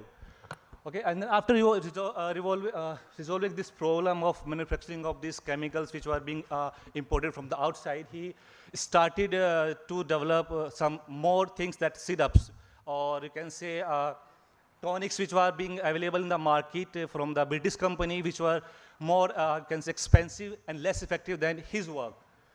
Now in 1889 at the Indian Medical Congress held in Calcutta, his drugs achieved considerable attention from the scientific community, from the medical men. And after the struggle of 10 years, in 1901, he established his company full-fledged, that is the Bengal Chemicals and Pharmaceutical Works. Now, coming to the other part of his life, that history of Hindu chemistry. So his passion, his dedication towards the chemistry prompt him to do more literature about the ancient Indian alchemy, and he has read several Sanskrit original articles, and his, you can say that communication with Berthelot, who was a French chemist, urged him to write a book on history of Hindu chemistry, and he has written 2 volumes of that. And that was summarized in basically 4 periods. The first period was the Ayurvedic period, the second period was the translational period, the next was Tantric period, and the last one the iatrochemical period. So in this Ayurvedic period, he has basically mentioned the chemistry which was developed during the time of Susrat, Chark, and Vagbhat. We have heard about Charak Sahita and Susrat Sahita. So this Charak was known as a Ayurved. He developed the medicines, and Susrat was known as the surgeon of father of surgery. So they isolated alkalis from the natural sources, and they mixed them with the acids of metals, their salts, and used them for the treatment of several diseases like skin disease, you can say kushroga, ringworm, lepra, and healthy ulcers. These bases were also used, you can say alkalis were also used for the internal treatment of, you can say, chronic or slow poisoning abdominal tumors, loss of appetite, and many other diseases that were related to the skins. And the same line, Vagbhat also recommended the sulfates of copper and iron for the treatment of skin disease. The second period is the translational period, that is from 800 AD to 1100 AD.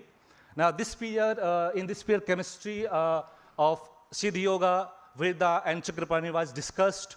So they basically, were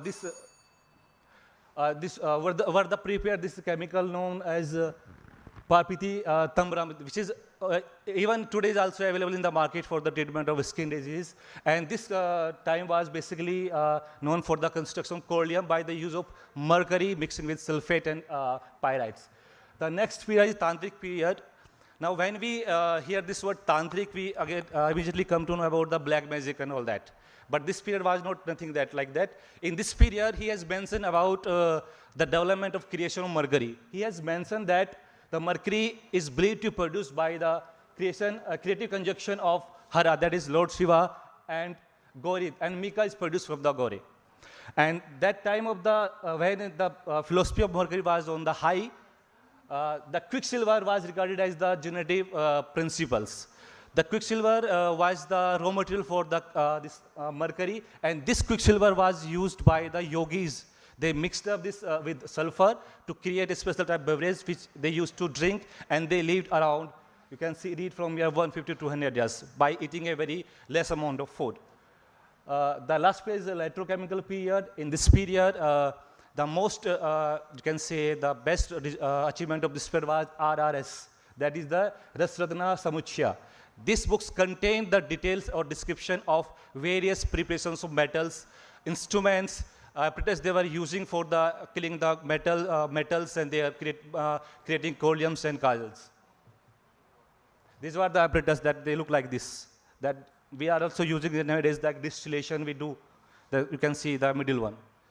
So but the last line is that we thought, in European also thought that they are the creator of chemistry, they are the generator of chemistry, but you can read during the middle of 1600 AD, there was just a very bit of chemistry was developed in Europe. But in India, from pre-Buddhist era, we were working on the chemistry part. So thank you so much.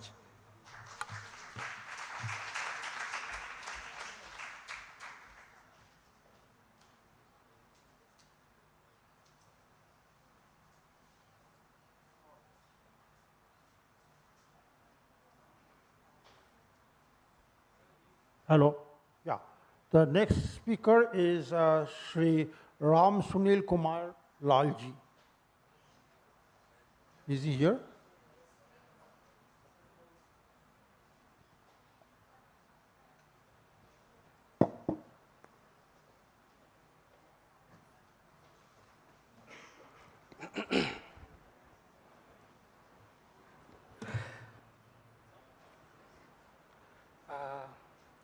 Thank you, organizers, for giving me the opportunity to speak in front of. Is it not working? Is it? Yeah. So, first of all, I would like everyone to welcome the young students. I was sitting beside them, just class 9 student, and they have come way from Panipat, and they are sitting here. I think we must clap them because they are here, and since the morning they are listening to us. I was amazed by their curiosity, and what I am believing that they are our future PC rays.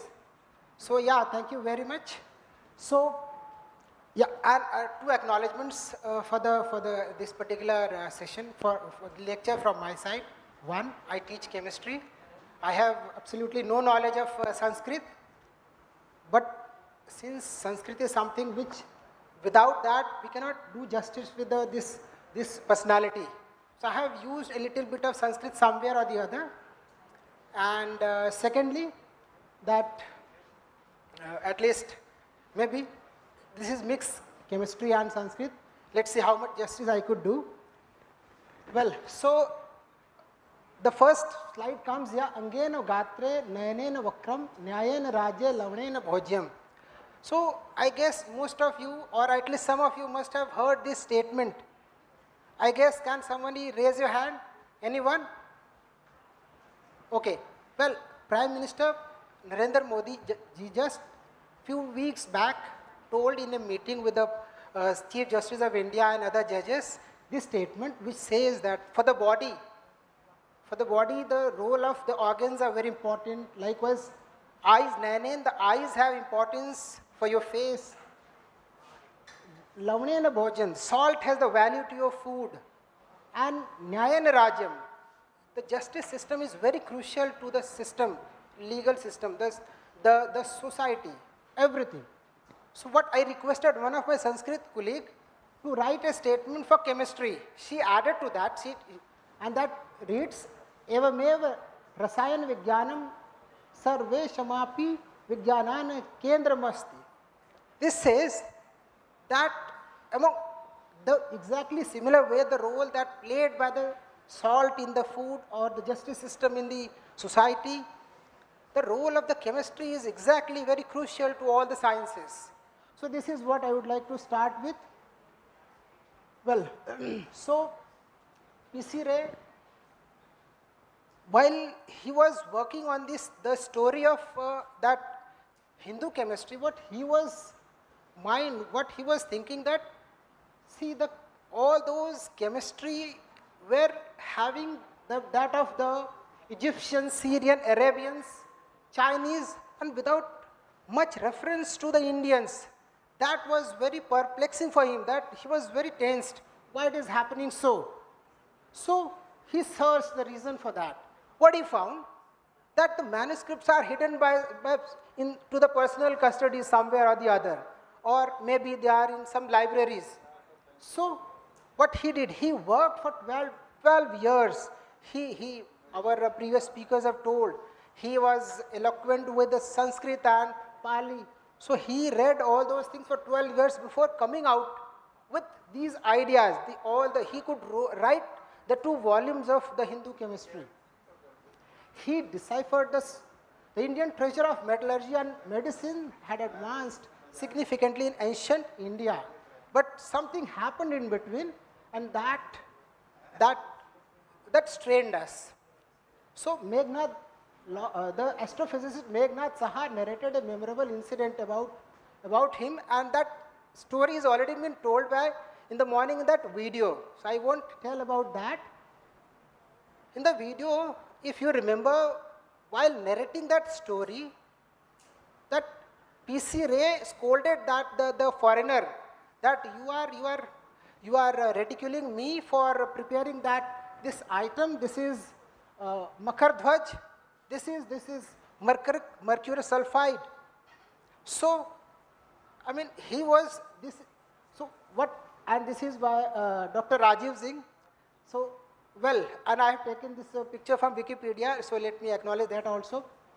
So while going through the book of that book Hindu chemistry, I thought why not to search something on mercury sulfide. What are its role? Any books or any chapter available on that? And before that, if you remember, when he was scolding that foreigner, he was saying that 2000 years back, when your ancestors were eating berries and all those things, our ancestors were doing all those chemistry. See, I mean, if anybody is from chemistry, kids especially, see, you can see this particular picture. The left one that indicates how that boiling takes place. You can distill it and you can collect it. So such kind of things, they were available say 2000 years back. So definitely this is a matter of pride for us all. So these are other instruments, and I have taken these from that book, Hindu Chemistry. So I was talking about the book, anything reference available. So I got this particular paper in which there were collaboration from at least 6 or 7 agencies, from IIT Bhubaneswar, Kharagpur, then Kerala, there was Arya Vaidyashala, then there is School of Physics, University of Hyderabad, and so on. The number is so huge. And while going through this article, what I found that they basically took pain to find, they prepared mercury sulfide exactly in the same way, the way it is written in this, the ancient texts, exactly similar way. And for that, they took the reference from that, the last, you can see, Arya Vaidyashala, they exactly prepared all those materials. The nanomaterials were prepared, their same time, all those parameters were done. And in fact, they found that it has antioxidant properties, so many other things. So in a way, I found, yes, we can move ahead. So while writing this particular book, the puzzling question in mind, P.C. Ray's mind were that why Indian soil was rendered morally unfit for the birth of a Boyle, Robert Boyle, who gave Boyle's law, or a Descartes or a Newton, why India did not produce them. So this was his problem. I mean, he was thinking in those directions. Why the intellectual portion of the community was withdrawn from the active participation of arts and sciences. Here, what is art, that I'll tell shortly. And why the coordination of cause and effect were lost sight of, the spirit of inquiry gradually died out. Why it happened that the cause-effect relationship, searching of truth was stopped altogether. Although this spirit of inquiry was already there. People were, in Vedic period, people were eagerous to know the truth. That is why they wrote so many texts. But after that, something happened. So these were the puzzling questions in his mind. And then he found there are certain kalas, certain kalas to him, the kalas to that he described as science and art, both kalas. So as per Acharya, the ancient India, the useful art and science as distinguished from mere art, that handicrafts, Yajurveda and Taittiriya Brahman, we met with the names. So here, what basically they want to say, all those professions which were practiced in the Vedic period, they were by everyone. There was no class or caste discrimination. And in fact, among the 64 kalas of art and science which are enumerated in the old work of Vatsyayan called Kama Sutra, there occurs some of the following. In fact, if you can read, this is Sanskrit, I have taken directly from that original text, like Swarna Ratra Pariksha. It is something like the examination of valuation of gold and gems. Or Dhatuvad, if you can read it, chemistry and metallurgy. Likewise, Ma Ganga Kar Jnanam, knowledge of coloring of gems and jewels, as also the mines and quarries. Then this is Pashana Dhatvad, Bhasmo Karna Kala, So the art of piercing and incinerating the stones and the metals, also known as the kala, one of the art. And dhatvo aushadhina sanyog kriya jnanam kala smrita. That means the knowledge of combination of metal and herbs. So everything, Ayurveda basically is built upon all these ideas. So, but decline of, I'll take 1-2 more minutes. So what he told, in the text, he describes that during the Vedic age, people followed different professions as per their natural tastes. People played marvelous skills in domesticating, that is making some war masks to save themselves, then making ornamental designs on metals, carving on ivory, enameling, weaving, dyeing, and so many activities they used to do in that is Vedic eras. But in later Vedic era, the caste system was established as de novo in a rigid form, very strict form that this particular caste is going to do this kind of thing. And the art is thus relegated to select few, and the profession made heredity. And the intellectual portion of community was withdrawn from the active participation. Okay. Thank you.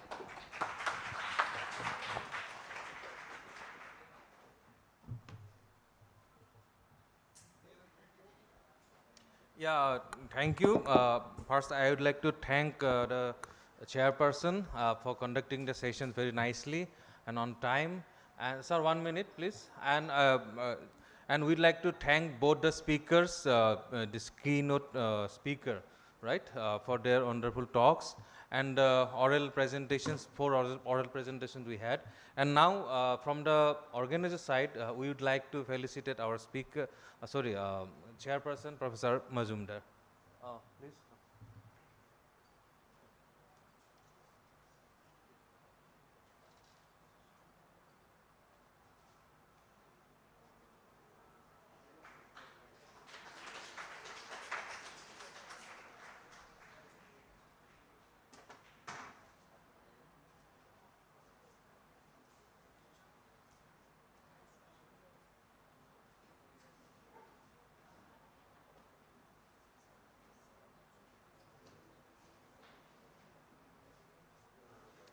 Yeah, so finally, again, we'd like to thank both the chairperson, Professor Majumdar, both are Majumdars.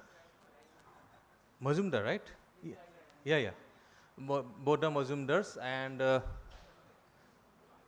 both the Majumdar, yeah. And this session ends here, and now we are going for the tea break, and we'll try to assemble as soon as possible, but not later than 10 minutes, right? Yeah, in 10 minutes, all will assemble again here for the next session, technical session. So please go and come quickly. Thank you everybody.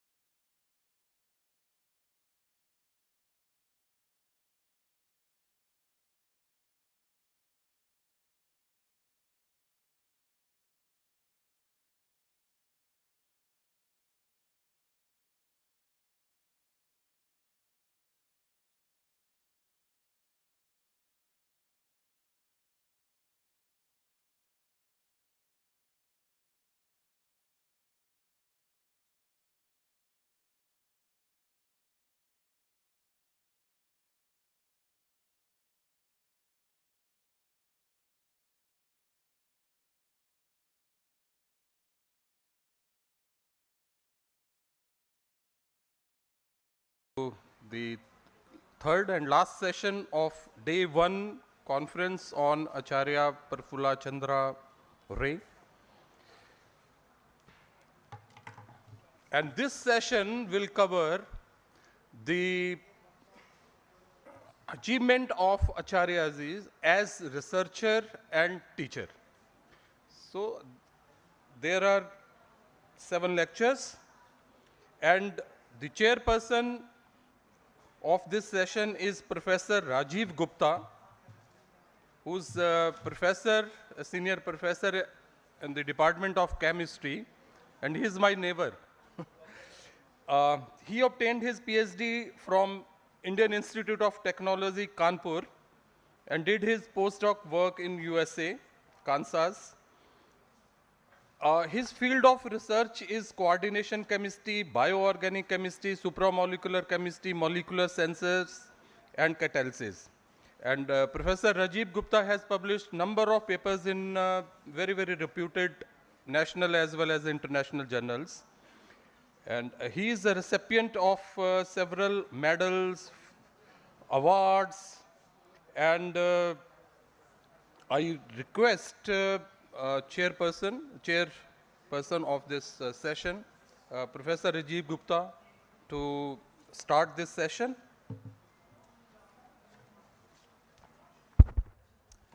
Thank you, Professor Rakesh Kumar. Welcome back to this session. In this session, we have 2 plenary lectures and 5 oral presentations, so it's going to be a very tight schedule. And particularly because, the next immediately after this session, we'll have a cultural program, and I think, that cultural group requires some sort of preparation on stage. So it's my request to both the plenary speakers as well as the oral presenters to kindly stick to the timeline so that we are able to complete the session in time. So without taking much time, I think since this morning we have been hearing about various facets of Acharya Prafulla Chandra Ray, a pioneer person in chemistry. Not only he taught us, started the School of Chemistry in our country, but he also showed us the importance of education and importance of entrepreneurship in any country for developing, for any country which is aspiring to be on the top of the world. So with these words, let me introduce the first speaker. So our first speaker is Professor Madhav Govind. He is from Jawaharlal Nehru University. He is a professor at the Center for Studies in Science Policy, School of Social Sciences, JNU. A renowned social scientist who has been working on social systems, related subject area, research methodology in social sciences, environmental issues like waste management. He has received many awards and recognition, particularly Chandra Bhanu Gupta Memorial Trophy and Best Student Award at the Department of Sociology, University of Lucknow. He has published extensively, and he has participated in various conferences and seminars in various places.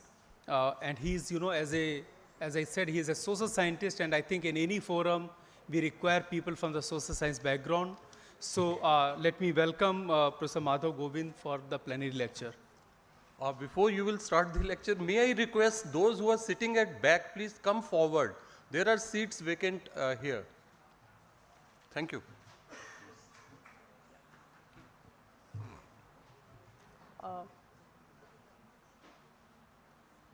can I move the slide?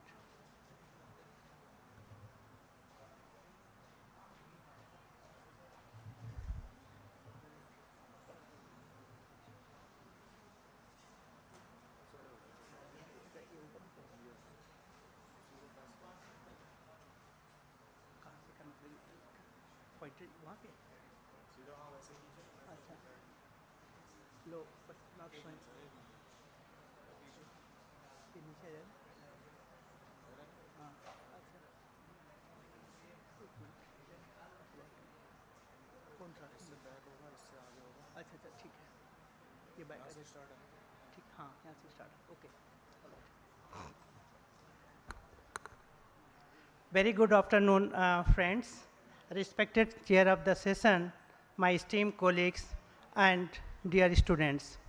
It is indeed a great pleasure for me to share my ideas about P.C. Ray's, how he was a teacher and historian of science. Since morning we are listening about different facets of Acharya P.C. Ray. So what the new things I'm going to talk about P.C. Ray? Certainly I will be touching some of those areas, probably very few of us knowing that what kind of teacher Professor P.C. Ray was and why he undertook tremendous work of writing, history of science about his disciplines. Okay. As we know, he was an excellent teacher, so he also produced a galaxy of students, and these students not only excel in their field, but also were inspired with the national movement, and we know that who were the students like Meghnad Saha, Satyen Bose, Gyan Chandra Ghosh, Gyan Mukherjee, and Neil Ratandhar. All we know they are the name, not only the name, but they are institution in themselves because they laid the foundation of their disciplines. What was the important about P.C. Ray? P.C. Ray always talk about the genealogy of the disciplines. As a teacher, when we are teaching our subject, our concept, our theory, it is also essential to teach the genealogy of the subject. What genealogy he talk about? He talk about the genealogy means that what are the historical development, what are the context of the subject that we are teaching about. Because suddenly if we are teaching something, why we are teaching, what are the background of that subject, that concept, it is very, very essential to know. And in his biography, memoir that he has written, he has reflected nicely that what is the importance of social and cultural backgrounds of our concept. Here is the important things that we talk about the history. Whenever the terms come, the history, that why one should study about the history, something that happened past. I mean, why we should spend so much of our money, our energy, our resources in knowing the past. But we know that history is a kind of memories. If we erase the memories, we have no future. We have no present event. Just imagine as a human beings, if we lose our memories, can we exist, can we survive? So as a human beings, if we cannot survive without memories, so is the case with a nation. Nation also has a memories. So in order to survive a nation, it requires a memories. Now the question arises, what kind of memories we have? So here lies the importance of the history. But again, some people have read that why the history of science? A very famous physicist says that the importance of history or philosophy of science is just like ornithology is important to the bird. Means as birds have no relations with the ornithology, so the history and philosophy of science has no relevance for the scientists. But it is not like the things. History always required to know the memories. Unless we know the history, we cannot understand any concept. As in the beginning, if you see, the meaning and understanding of any words and concept is shrouded in mystery unless we know the history. So immediately when we meet someone, we ask who you are, where you are from. So once we know the history background, then understanding of that person, that concept become very, very important. So here lies the importance of the history. Sometimes people say that P.C. Ray was inspired by Berthelot, that French historians who inspired him to write the history of Hindu chemistry. Yes, it is true, but there was a larger development which was taking place during the 19th century that inspired a galaxy of the people, almost scientists, to write the history of their disciplines. Why the discipline identity was important? Disciplinary identity was important also for national identity. Because if someone was doing science, it was not the individual pursuit, rather it was a national pursuit. So with the development of science, the identity of the nation was also defined. So disciplinary histories of chemistry seldom mention the Indian contribution, as our previous scholars have also mentioned about this thing. So whatever he dedicated for the chemistry, but you see that how he started about it. Science and national identity, how it was attached. As we know, the scientific ability became a marker of national character. If we read the British history of science in India and read their arguments, their comments, their assessment about the Indian, how they describe that Indian lack the character because they do not have the capacity to do the basic science. So doing science became a kind of a national character. National imaginary is to be defined in terms of scientific and technological achievements. The unique achievement of nation lies in its citizens' scientific competency, their position on the cutting edge of discovery. So if you see from 1910 to 1935-37, a galaxy of our scientists were there, their achievements were making, because that was the period when one has to prove your national identity. A national identity will be proved by proving your scientific identity if you can make something extraordinary in your discipline. Just see the last paragraph that I have written about the importance of the discovery. Halley, as we know, Halley Comet, when he discovered, he said that if in future is recovered, it come back as per our calculation, and it did came. So posterity will not forget to mention that it was discovered by an Englishman. Englishman means that a British man it was discovered, it was not discovered by French or German. So that was the sense of pride, sense of identity they were attributing with their discoveries. So at that time doing science was not only a matter of excelling in one's career, but also proving one's national identity. So interest in the history of science, how he got. As we know that interest in the science, he was inspired because of the several developments that were taking at that time. Because all the historians and scientists, they have trying to articulate the historical context of their discipline. Without knowing the history, today all we know that Newton discovered that apple fall when he was sitting on an apple tree, and apple falls, and he made the gravitational discovery. But that is totally, a kind of false story. That is not the case, that why he discovered. There's entirely different things is there. And if you read the context in which he discovered all the Bernoulli theorem, Hooke theories, Newton, Copernicus, all those theories, they were discovered because of certain kind of social and cultural context. Otherwise, how can we explain that all the intellectuals were born in one particular country? Why the rest of the country, rest of the world has not been able to discover many things?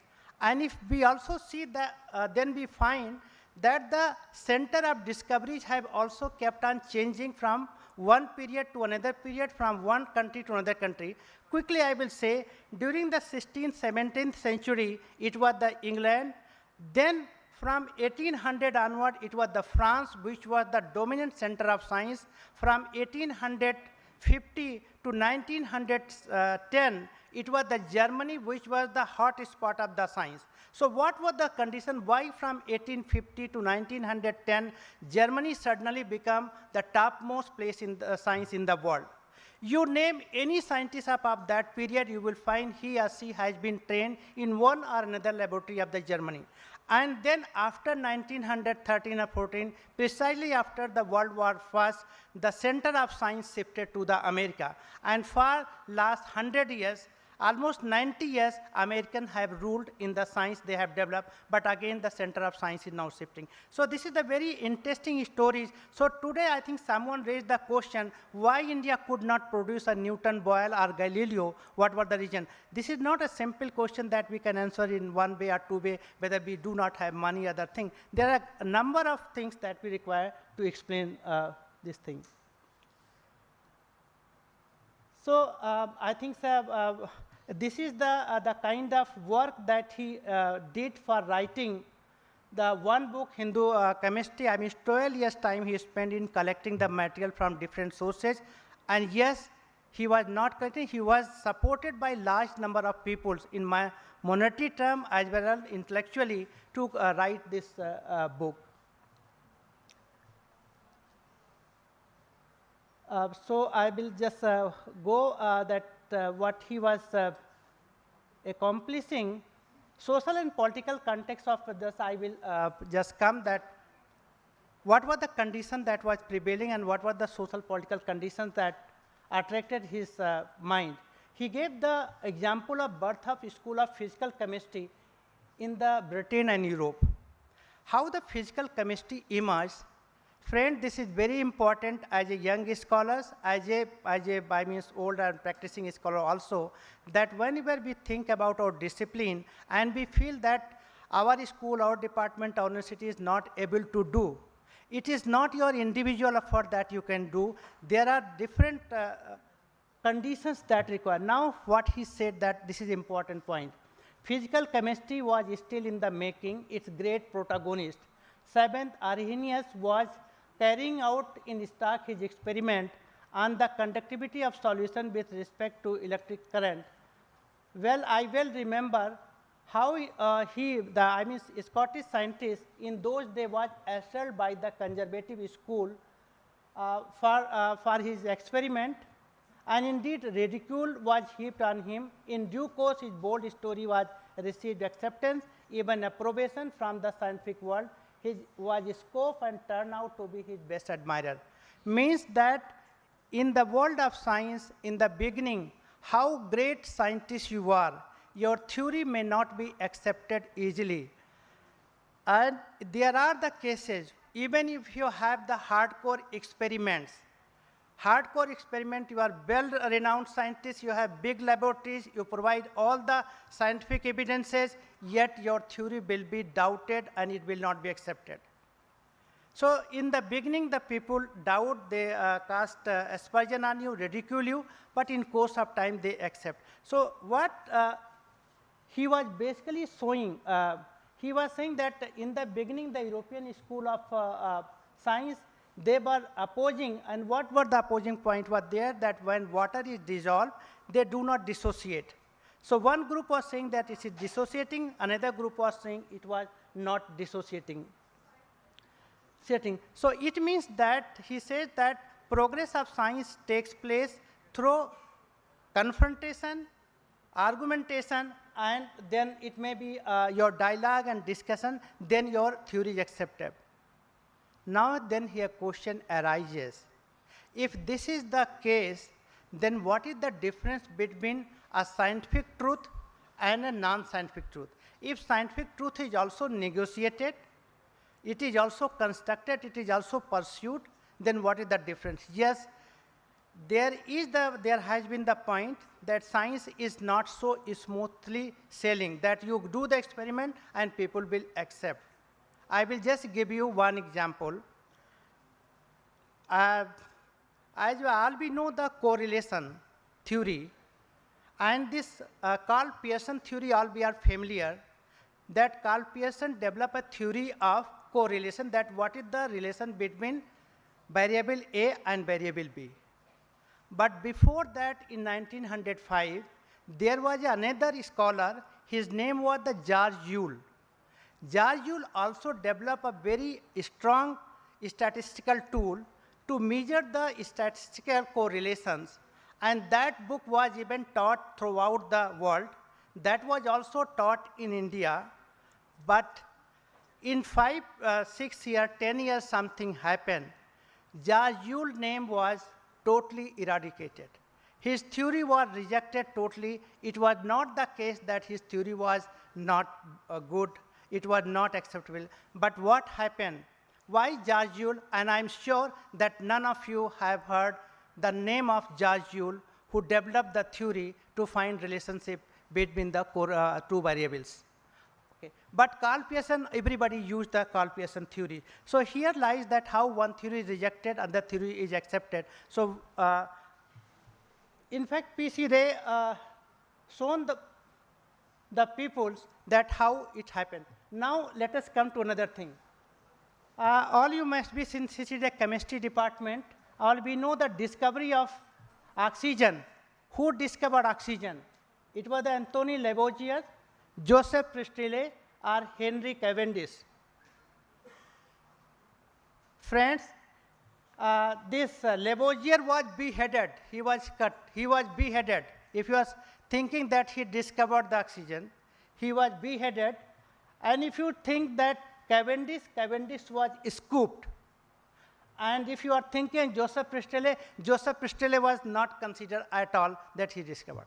Okay. Although he has also purified some air, inflammable air he has also did. So now you will find the interesting stories about the scientific discoveries and scientific practices.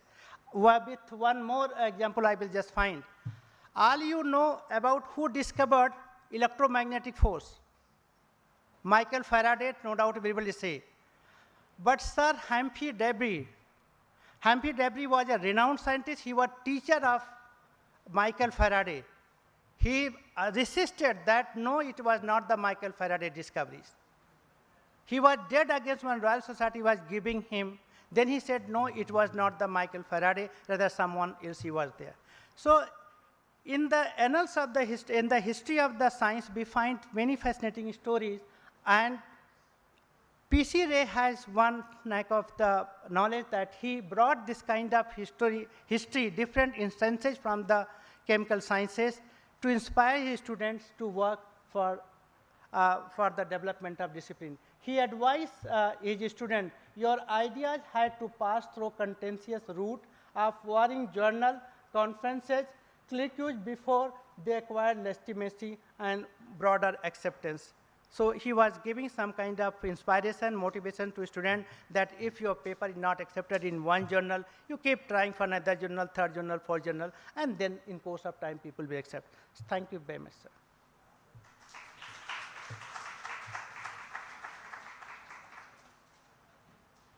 Thank you very much for sticking to time. We have time for a few questions. May I request Professor Rajiv Gupta to hand over memento of appreciation to Dr. Madhav Govind? That will happen. I'm inviting questions. So if anybody has question. You know what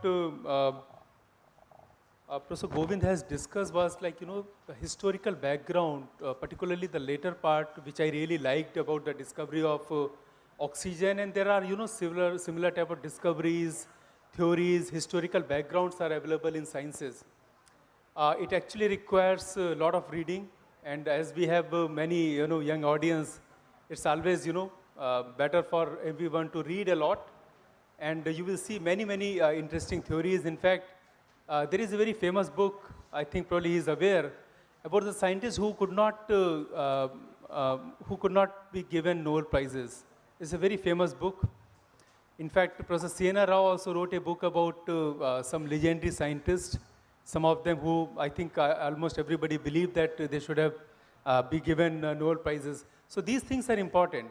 Develop this, inclination to read, and then you will get across with many, many controversial issues. So please join me in thanking Professor Gautam again for a wonderful talk. Oh, now we have a question. Yeah. Can someone give her a mic? एक mic दे दीजिए, उधर question है. No problems.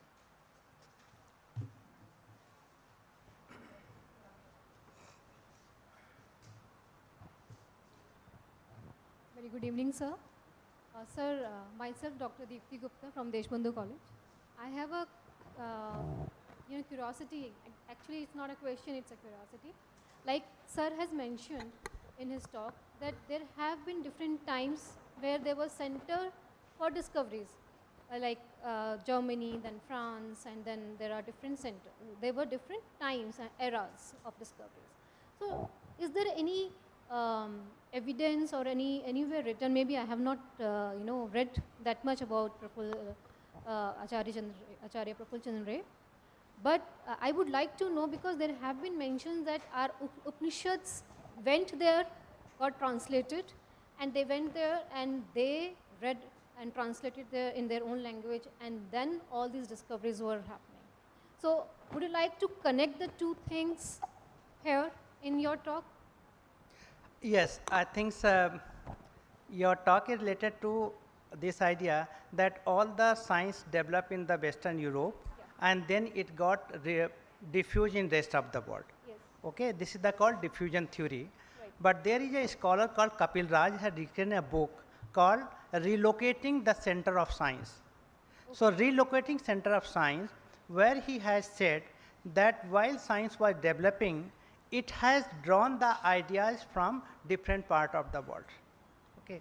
Now it is not here. Otherwise, how Charles Darwin discovered the theory of this evolution theory, I can explain you the full lecture, I mean 2 hours, that how all the specimens, more than 5 million specimens were collected from different part of the world, who were the people, and how those specimens went to the Europe, they were classified, and they were seen that how it has evolved. So it was not that one day Darwin was sitting over there. Another fellow, Charles Wallace was also working simultaneously, and there are many people who were working at that time, so that knowledge has evolved. And when we see that whether our Upanishad, when they got translated, and then they discovered everything, so okay, some ideas might have traveled. I can give you one example of sine theta. Today we read the sine theta, cos theta, and all the theta. In fact, they have traveled the idea. Those ideas over 1,000 years of time they have traveled, because science in India called the jya, trijya.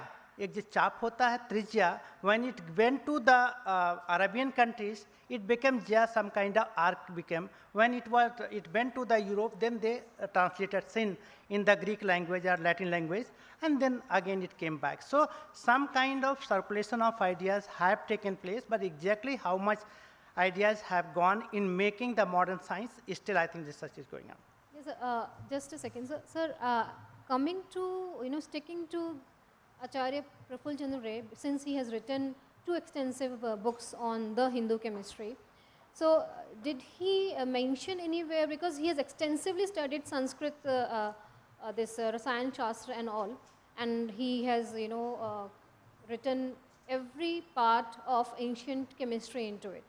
So anywhere he mentioned, or did he mention that, yes, it could be a possibility that these ancient textbooks, because now we don't have any evidence, but maybe somewhere down the line he may have mentioned that these ancient books got translated, and that is how the Western world got the idea. I think it will help you if you sit with him and discuss, because these type of, the questions which you have requires a lot of discussion. Absolutely, sir. Thank you. So I think let us, please join me in thanking Professor Madhav Govind for a wonderful talk. Well, it's time to give away memento ceremony, please.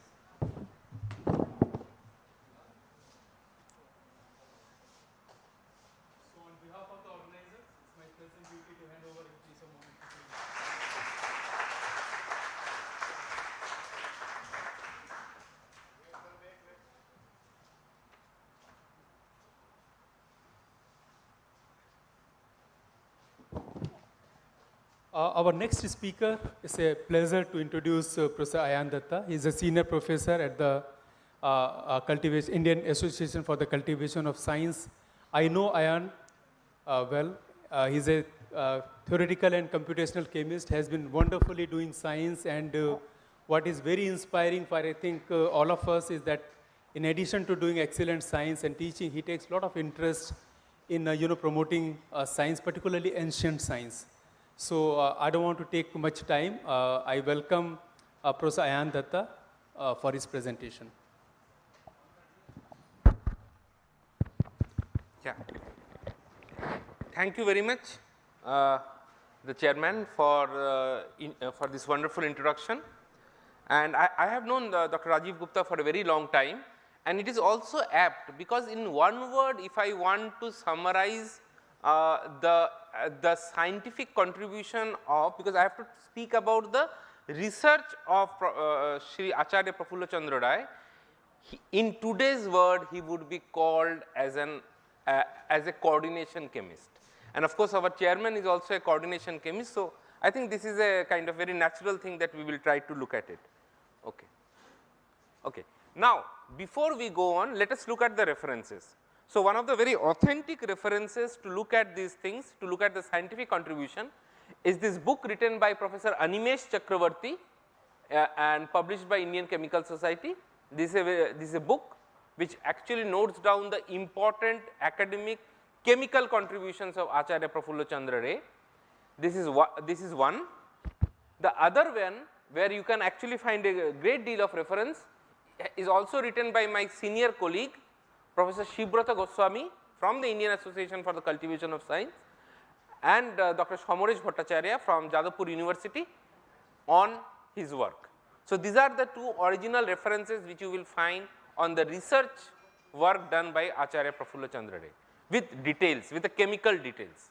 Additionally, if you are interested to read more, there is a 5-volume article written by Datta. Of course, this Datta is not Ayan Datta, but this is Amartya Datta, who is a professor of mathematics in Indian Statistical Institute, a very distinguished mathematician, and also a very famous Indologist.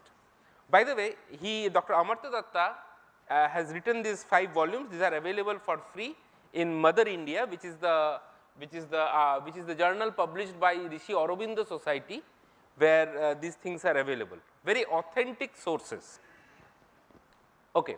Now, again we have talked about it, that these are the Acharya Prafulla Chandra Ray was known as a revolutionary from day one. So, if you look at any declassified document of Calcutta Police or the IB report of those days, there were always 2 plain clothed constables following him, because they were always thinking that this man is British educated, but this man mein kuch to hai, shayad to bomb bana raha hoga. So, there were always 2 people following him, right. And by the way, APC Roy always knew that there are 2 people always following him, from the university to his home, from home to Presidency College, and so on and so forth. There were always 2 plain clothed IB people following him. Okay. Now, he was born in what we now know as Bangladesh, but this is a sad reality of partition of this country, that we cannot call some parts of us anymore. So, he was born in Jessore district, now in Bangladesh. Now, there are 2 other people of those time. No, why I am trying to make those connections? I am trying to make the connection because you will see the features of nationalism of APC Rai in the things around. You have to look at it in that perspective. Who are the other 2 people who were born along with him, very famous people? One of them was Madhusudan Datta, who converted to Christianity and later became Michael Madhusudan Datta, because he wanted to have a British name. See, आप में अगर British name है ना, तो आपका थोड़ा औदा बढ़ जाता है लोगों में, right? So but then he soon realized that he made a mistake. Just trying to, in Bengali there is a saying कि you know कौवा अगर इसके क्या कहते हैं peacock के पंख लगा लेते थोड़े ना उसको लोग peacock बोलते हैं. So anyway, that being said, Madhusudan Datta was one of the finest original poets of Bengali literature. The other person was Dinabandhu Mitra, again a very famous artist and dramatist, who wrote this very famous book called Neer Darpan, which was against the policy of indigo farming, which was done by British in India to cultivate indigo. By the way, there is a beautiful chemistry about indigo, and maybe we can discuss about some other time, that the chemistry of indigo, and there is this wonderful thing that Bayer did the organic synthesis of indigo, and then he wrote a play called Neer Darpan. Incidentally, nobody was willing to translate it. And it was Michael Madhusudan Datta who translated it in English, and he was arrested for it. And sadly, he never got a job for it, Michael Madhusudan Datta. He joined the Metropolitan Institution, which we now call as Vidyasagar College. Of course, now there is also one more thing. Who were his teachers in Metropolitan College? We will come to the Metropolitan College or Metropolitan Institute. Who were the teachers? His teacher was the great jurist, or in those days the great lawyer of those time, Sri Surendranath Banerjee. Surendranath Banerjee was the president of the Indian National Congress 2 times, 1895 and 1902. By the way, SNB, now these are something we have to see, why a person who is going to go abroad to study chemistry, but then why nationalism runs so deep inside his blood. See, you have to see, Surendranath Banerjee, one of the very distinguished teachers of English in his thing, was imprisoned in 1883 for for protesting against a judgment of the Supreme Court. And what was the judgment? The British Chief Justice ordered a Hindu family of those days to bring the Vigraha, the Kuladevata, to the court as an exhibit in front of the court, which was extremely insulting to any average person of those times. So SNB, Surendranath Banerjee, wrote against it and he was arrested. So these were his teachers. Now, what we now know as Vidyasagar College was the place where he joined. Now, Vidyasagar College was after Vidyasagar. Now, I must say that this college by itself has ingrained nationalism, because Vidyasagar, when he made this college, this was an antithesis of the Macaulay model. When Vidyasagar said this was the first private college run by Indians where they thought that they will teach Sanskrit to an average Hindu family, against the so-called Macaulay model in which it was said that anybody who studies Sanskrit and those things are useless people, we will anyway not give them any jobs. So this was the model in which Vidyasagar College was made, right? And in fact, all the documents of his college that this was the first authentic attempt to impart higher education to middle class Hindu family at a small cost at this time. Now, I must say that there is an irony of the millennial intellectuals of this country. People of those time, whether it was Acharya Prafulla Chandra Ray, whether it was Vidyasagar, had no hesitations of calling something Hindu. When he wrote the history of Hindu chemistry, he did not write the history, he did not need to show at least that the history of secular chemistry. What was true, he wrote that. He wrote the history of the Hindu chemistry. So, I mean, I find it rather amazing and amusing that people now want to show, disown as if calling oneself a Hindu was something which was wrong. These were people who were proud to be Hindu and they garv se bolte the ki we were Hindu, and we should be proud of that. Very clear. Okay. Now, the other point is, there is another small story I should like to tell you. Now, Vidyasagar College is in College Street. Now, in 1942, there was so much of trouble because the students wanted freedom during the Quit India movement. The college of Vidyasagar College was shifted 150 kilometers away from Calcutta to a city called Shuri, which is in Birbhum, and it is now known as the Shuri Vidyasagar College. There is another college. It was done so that there was no student unrest. And incidentally, wherever this nationalism will be there, one of the very famous students of this college is our former president, Sri Pranab Mukhopadhyay. You see, nationalism runs that deep. You cannot decouple a country from its people and from its nation, right?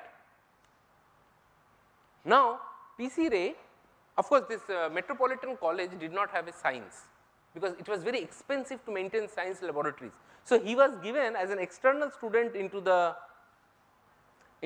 Presidency College, and he was taught by very smart people in Presidency College. One of his teachers was Alexander Pedler, who had also done some good work. He had done work on what is now known as the chemical isolation of the cobra poison. This was some of his work. His other teacher had also done work on various allotropes of phosphorus. Now, this I take from a very little modern book because I want to connect with the students. So, if you are an inorganic chemistry student, you read the Greenwood-Earnshaw book, right? So, these are the allotropes of carbon which those gentlemen were studying at that moment of time. Now, he was afforded the Gilchrist Scholarship, and he got the Gilchrist Scholarship, and he went abroad. Now, there is another important thing. He was the second Indian to get the Gilchrist Scholarship. Now, who were the first? The first person to get the Gilchrist Scholarship before him was Agornath Chattopadhyay, who was awarded the DSc, the Doctorate of Science degree, and he joined the Educational Services of Hyderabad as a secretary to the Nizam of Hyderabad.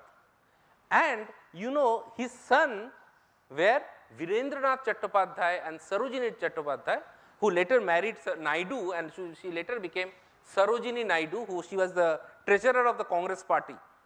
And of course, you know, Sarojini Naidu was herself a great intellectual of those times.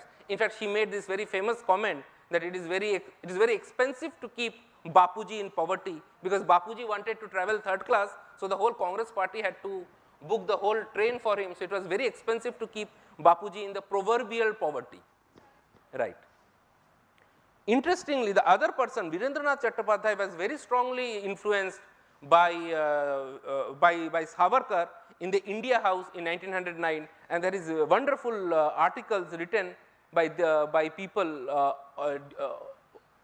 on the interaction between them. If you want to read some of the things, those are available, right. In fact, Savarkar was arrested for the murder of William Curzon, because this Madanlal Dhingra assassinated him and he was arrested. Now, interestingly, he was arrested in a French border, and even in those standards, the British media and the world media was very unhappy because he was not given a fair trial.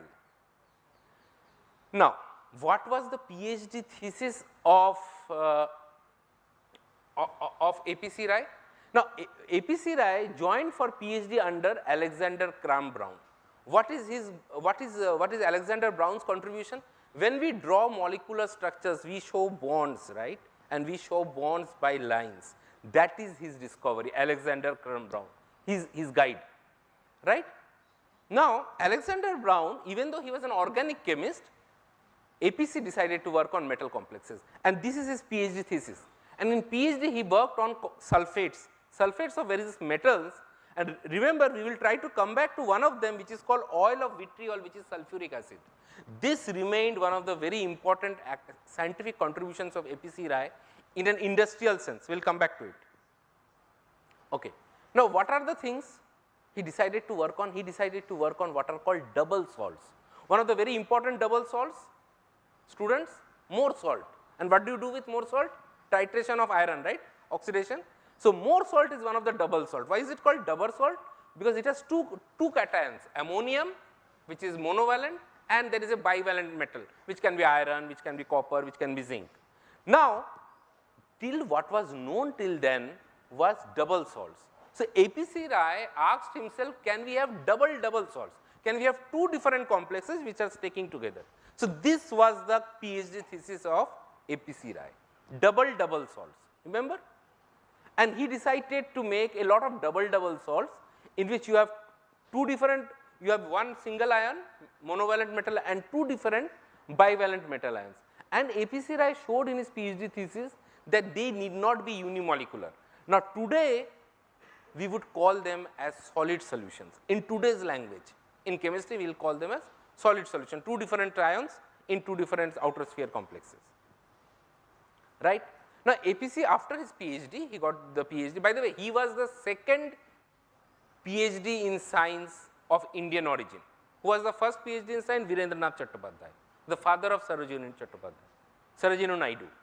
Now, he was elected as also the vice president of the Edinburgh Chemical Society at that time. So, he spent 1 year there, and then he decided to come back to India. Now, I must say, people talk about the kind of teacher he was. The 1 year which he spent before coming to India as getting a faculty position was that he came to India, and one of the students whom he guided was the guy who made this peroxide disulfuric acid. This was the compound made by his junior student Marshall. Okay. In 1889, he joined the Presidency College, where he worked for 27 years. After his retirement from Presidency College, he went to what is called the University College of Science and Technology, which we now call now as Rajabhaja Science College. Now, in those days, and people have talked about it, there were two different services, imperial services and provincial services. So, imperial services, you get 2 times more salary, but you need to be a British origin. You need to be a white skinned person, right?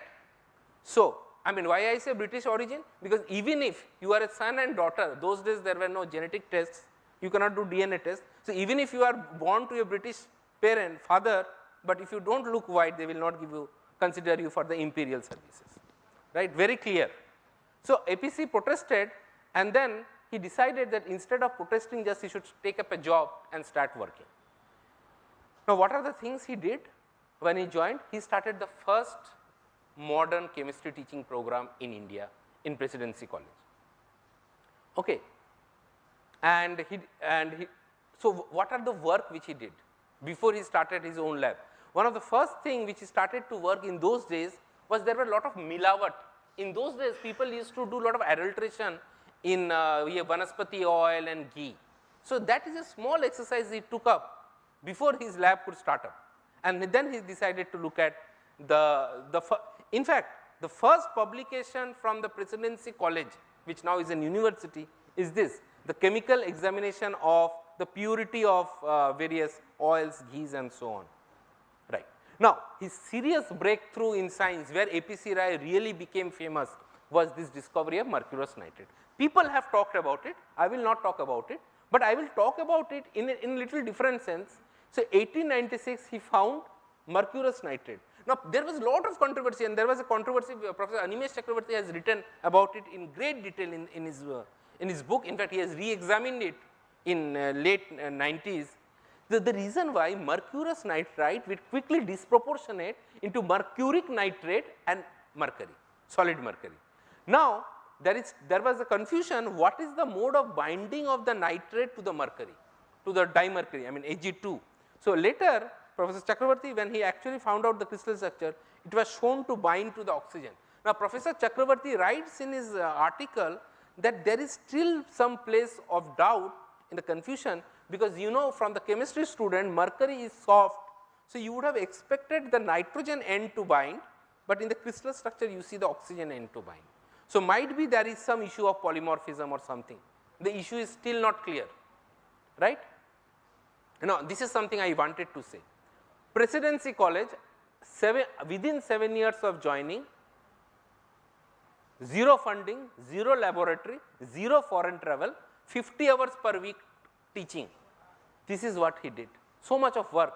In fact, his work was noticed in Nature, and Nature said that is a very important discovery which has made. Now, I say this because we have a lot of young faculty, we are always complaining that humko ye nahi mila, hum ye kar nahi pa rahe. Look at these people, the amount of thing which they have done.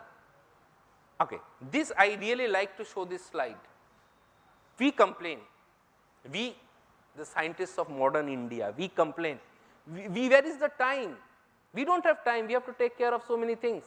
APC published 150 peer reviewed publications, 90 from Presidency College, 60 from Rajabhaja Science College. By the way, those were not the days when people were submitted on ACS Paragon, online nahi submit hota tha. People used to, papers has to go to by ship. Now, this is the decade wise breakup of the number of publications of Acharya Prafulla Chandra Rai.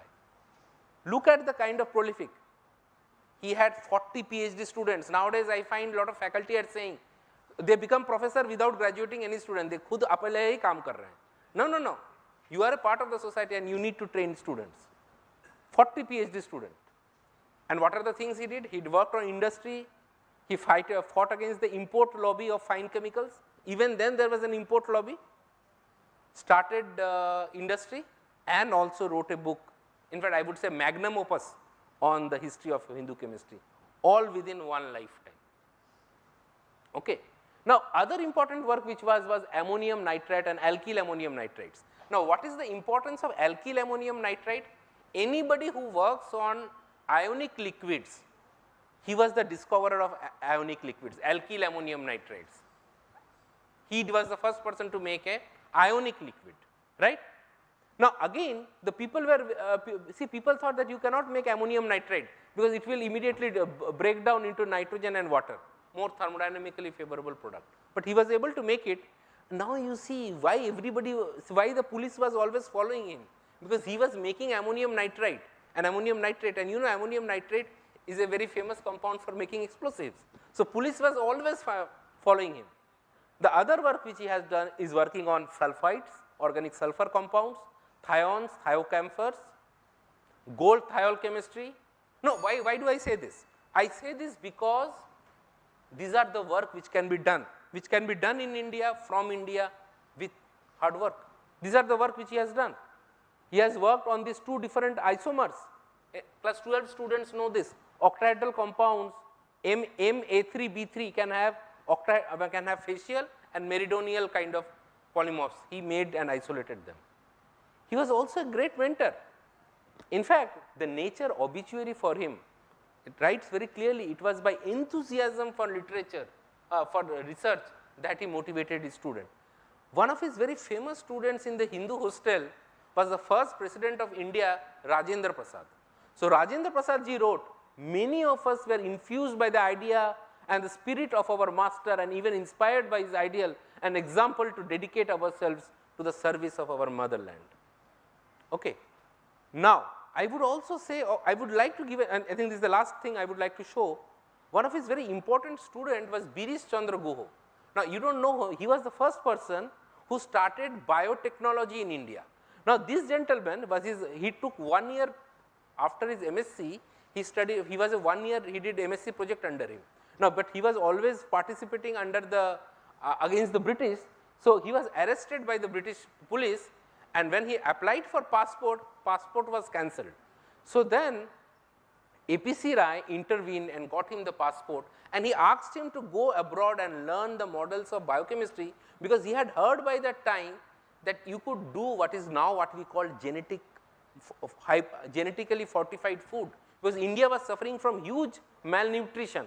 So, can you make protein rich dal and those things, high yield variety. Birish Chandra Guha is the founder of what we call as CFTRI Mysore, CSIR lab, where you get food which can be high protein, high vitamin, low cost food. Okay.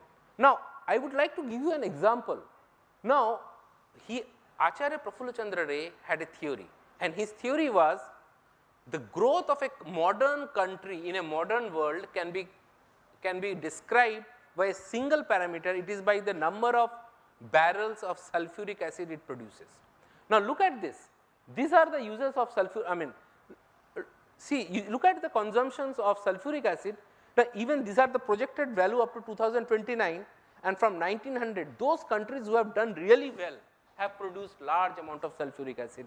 So, he started. For example, you can see there is a wonderful thing. After 2019, there is a dip in the sulfuric acid production, and you know why? COVID. So, even the small fluctuations in the economy are captured by sulfuric acid. So, this was his theory. So, he wanted India, and sulfuric acid is nothing but the oil of vitriol, which was his first project which he started in his PhD. So, this is a long thing which he had.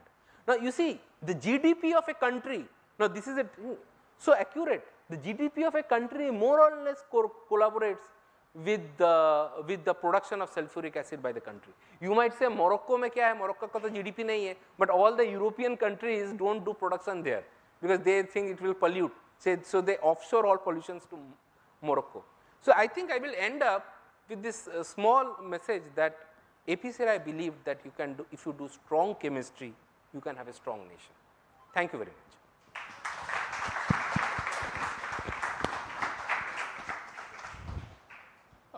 Friends, I'm sure you would agree that, Professor Ayan Datta has given a wonderful talk. I'm sure we can have one or two quick questions. Kuntal?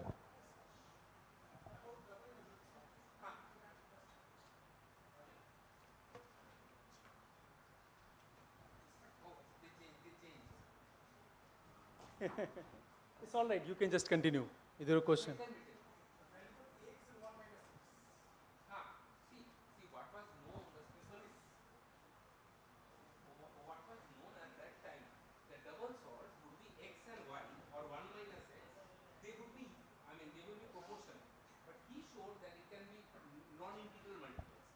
Was what he showed in his PhD thesis, non-integral multiples. More salt is the classic one, it is 1:1. But he showed that there can be more diversity. We now call them as solid solutions. Professor Gupta would be able to be much more expert. Any other question from any other person? So I think, please, again join me in thanking Professor Ayan Datta for a wonderful talk. And on behalf of the organizer, there is a small piece of memento. On behalf of organizers, I request Professor Rajiv Gupta to give him a small memento as a token of appreciation.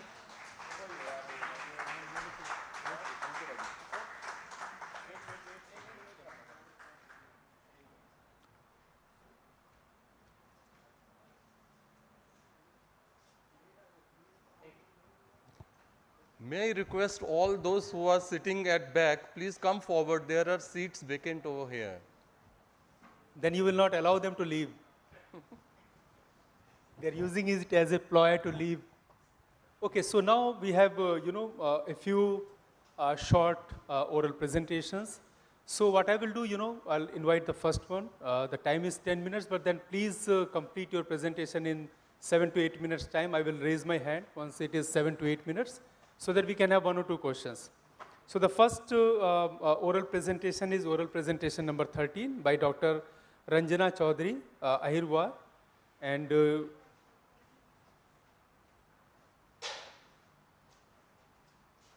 she is going to discuss contribution of PCRA in the field of medicine.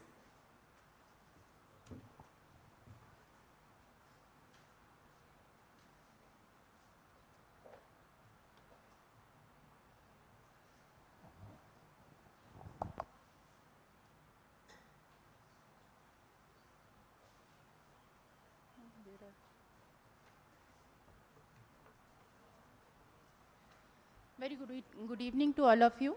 I, Dr. Ranjana Chaudhary Ahirwar, from IPS Academy, Institute of Engineering and Science, Department of Chemical Science.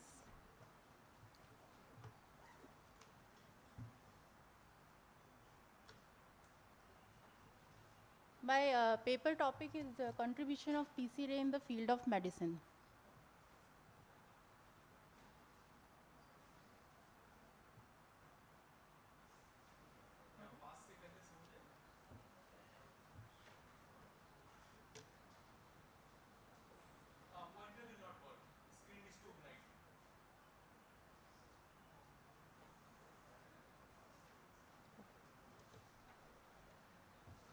So this is the outline of my paper.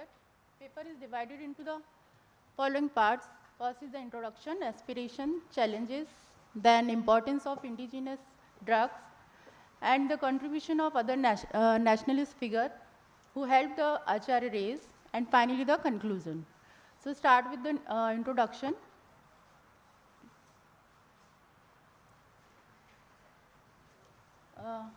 So it's introduction about my paper.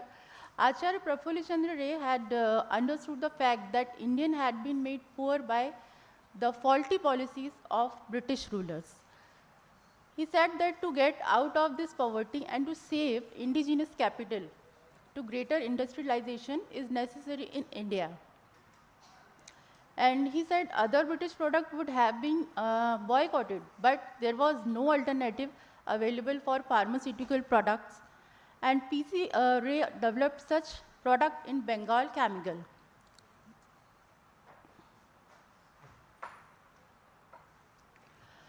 The next part is the aspiration, or we can say the objective of the race.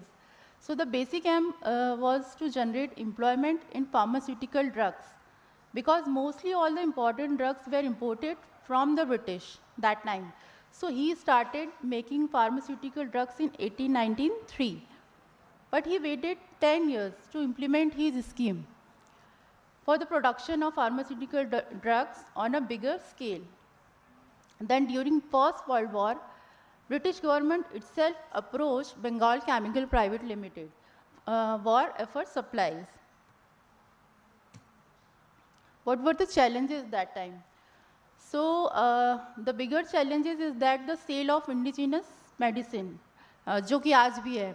आज भी हम ये मानते हैं कि जो हमारा important जो product होते हैं वो ज़्यादा efficient होते हैं. तो ये जो problem था ये उस समय भी था. The sale of indigenous medicine was an uphill task for the medical field. So a medical practitioner, Dr. Neil Ratan, did the popular to Bengal Chemical by prescribing those drugs. And one more, Dr. Amulya Charan Bose, also a medical practitioner, did a great job by giving scientific validation to the traditional healthcare system for increasing indigenous drugs. Dr. Bose collected formula and recipe for Ayurvedic preparation. And Acharya Ray studies many books and journals to understand intricacies of pharmaceutical preparation, as there was no mariner compass also.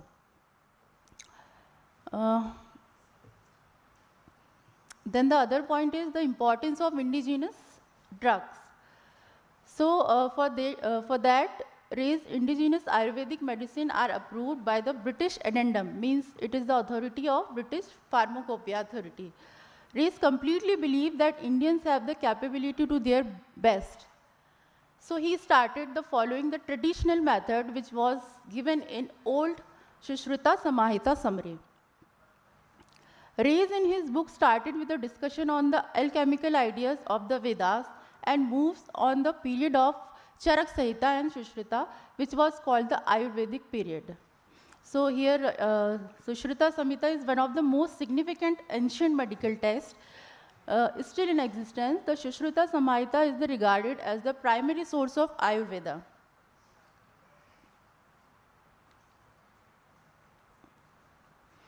So here are some examples of Sushruta traditional medicines. Like for first example is chloride of sodium salt. So it is used in old Aushadhi. Like first is the Sandhava. Sorry if I pronounce wrong. Sandhava, it is regarded as a digestive, appetizing, sweet and agreeable, and is much used in dyspepsia and other abdominal disease. Then other is with lavana, it useful in enlargement of spleen and again dyspepsia, indigestion. Then another is Sauvarchala. Sauvarchala is aromatic, agreeable and digestive and useful in the same sort of with lavana. Another is Romaka. Romaka is another Aushadhi. It has pungent taste. It is considered laxative and diuretic, in addition to possessing the other properties of salts. Then another is Gutika. Gutika is Sushruta described as the stomach digestive and laxative. Pansuja. Pansuja is the medicine for again dyspepsia and indigestion. Another one is Nerikalik Shara. The salt does roast, does steam as valuable medicine in the form of dyspepsia. Then another is carbonate of potash. So it is included Sarjik Akshara. It is chiefly used in combination with other medicine of its class in the treatment of acidity and again dyspepsia, enlargement of the abdominal viscera. Nitrate of potash, it is also included Shari Lavna and Vasaka. Vasaka is generally used for as a cough syrup. Then another is Borix. So Borix is Amrit Kalprasa from formula for painful dyspepsia. So you observe that all the Aushadhis are used as a dyspepsia, or we can say जितनी भी औषधि हैं वो सभी mostly use हो रही हैं डाइस्पेप्सिया, that means indigestion के लिए. तो ये औषधि में भी सबसे ज़्यादा इंडाइजेशन को प्रेफर किया जाता था कि अगर डाइजेशन ठीक है तो सारी चीज़ें जो है प्रॉपर बॉडी में चलती रहती हैं. इसीलिए अभी जो ऐड है कि पेट सफ़ा तो हर रोग दफ़ा, तो I think this is for the reason for that.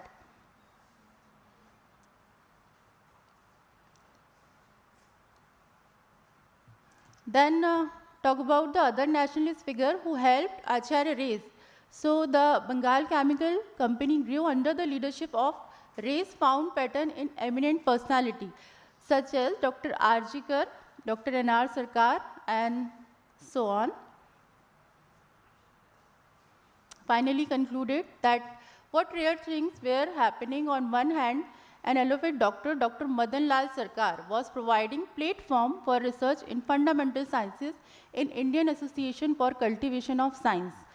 And parallelly, Dr. P.C. Ray, a chemist, was formulating allopathic drugs indigenously in Bengal Chemical. And the most important thing, it is notable during COVID-19, when a hydrochloroquine anti-malarial drug crisis was common, Bengal Chemical Limited made a significant contribution.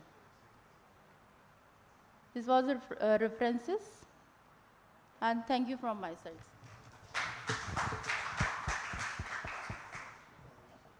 We have time for one question, if anybody has.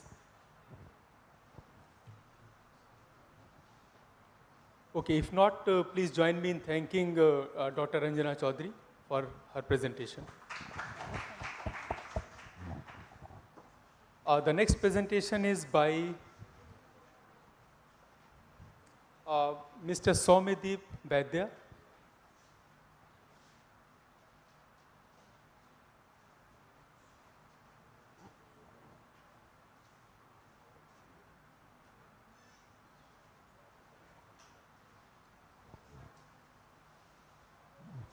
Please give him the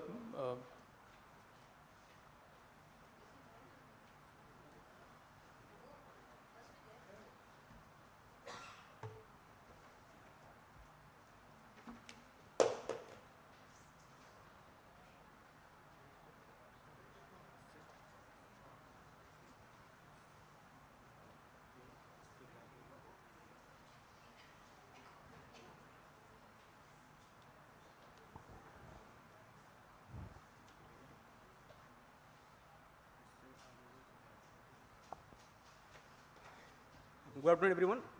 I am Soumyadeep Vaidya from Department of Chemistry, University of New Delhi. And my topic is Ajit Praful Chandra Roy, the father of Indian chemistry and freedom fighter.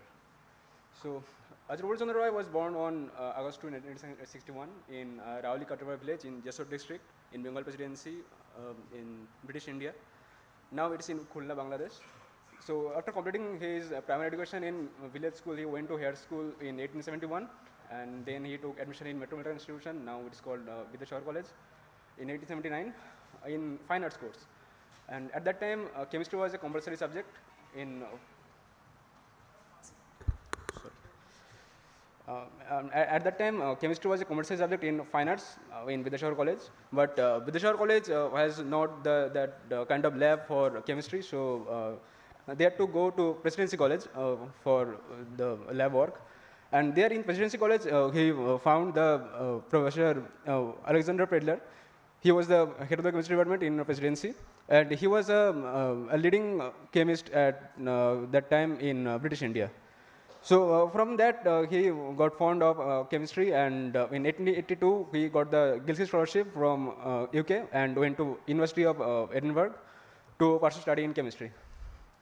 So in Edinburgh, he completed BSc and went for a doctorate. At that time, at first, in his autobiography, he said that he became a chemist almost by mistake. But at the time, he again written that now I feel like I was born for chemistry. So then he went for doctorate under Professor Alexander Graham Brown. He is also the head of the chemistry department in Edinburgh. So at that time, the organic chemistry was at its peak with all this physical chemistry was just born, and inorganic chemistry was very much disorganized. Like Sir Alfred Wander made the quantum chemistry in 1913 and got the Nobel Prize, and we are now talking about in 1885. So PCRA chose inorganic, and even his mentor Alexander Graham Brown was organic chemist. So there is a story behind that because at that time, like science already discovered the double sulfates. So double sulfates or double salts actually like coordination complexes, but it's something different. Like coordination complexes remains as complex in solution, and double sulfate it dissociates in solution. It only stable in solid state. So the double sulfates are a combination of sulfates of bivalent and monovalent metals in 1:1 ratio. Common example is more salt, the ammonium iron 2 sulfate. So, but at that time also some chemists claimed to isolate double sulfates or double multiple sulfates, but they couldn't prove that existence. So scientific community discarded that sentiment. So PCRA after completing when doing the doctorate, he found this and got interested in this. So he got research in this field and did his doctorate only in 2 years at the age of 26. And his PhD thesis name was this conjugate sulfate of copper magnesium group, a study of isomorphous mixtures and molecular combinations. He was awarded Hope Prize, and his Gilkey Scholarship also was extended. And this was the proposed composition of the double sulfate. So after in 1888, in July 1888, he returned to Calcutta, even if he became vice president in the Edinburgh Chemical Society. And in a year, he became assistant professor in Presidency College in just the age of 28. So after he remained there for 27 years, and then he retired from presidency and joined the new University College of Science. Now it's called Indian Institute of Cultivation of Science, as Palit professor. The vice chancellor personally invited him to become the professor there. And in the presidency, J.C. Bose was his colleague, and in ISCS he got a colleague, C.V. Raman, but both of them are in physics. And during his whole teaching career, he got legendary students like Sodindranath Bose, Meghnad Shah, N.R. Dhar. Neil Ratan Dhar is actually called the father of Indian physical chemistry. And he found the nitrogen fixation and in soil and many things. And now the microse nitrate, it is the revolutionary discovery of him. So science already discovered the mercurous and mercuric nitrate, but while in preparing microse nitrate, PC noticed an unknown yellow crystal that turned out to be microse nitrate. But nobody believed that it exists, and its structure was officially checked 3 times, but this is the pro structure. And there is a centrosymmetric molecule, and with the 2 mercuries are unsymmetrically bonded to the oxygen atoms. The interactions are still unclear still now, and this is the proposed reactions. And it was highly praised all wide. And he started his, he was fond of nitrates, and it started in 1895 in nitrile chemistry. And after in 1886, he discovered in mercurous nitrate, and he published more than 150 papers in various fields of chemistry in around only 40 years. And 90 of them was from presidency, and rest was from ISCS. And the peak year was 1912, when he published 16 research papers. And he found new synthesis of ammonium and alkyl and ammonium nitrates. And he was, because of huge solutions of nitrates and half nitrates, he is also called master of nitrates. And because of many scientific discoveries, he was awarded many prizes, and he had 6 doctorate degrees, like one from Edinburgh and another 5 from different universities. And now his freedom fighting era, and he never directly was an on-field freedom fighter, but he helped in Swaraj movement in many ways. Like his father was Harish Chandra was a member of Brahmo Samaj, and later he became also a member of Brahmo Samaj.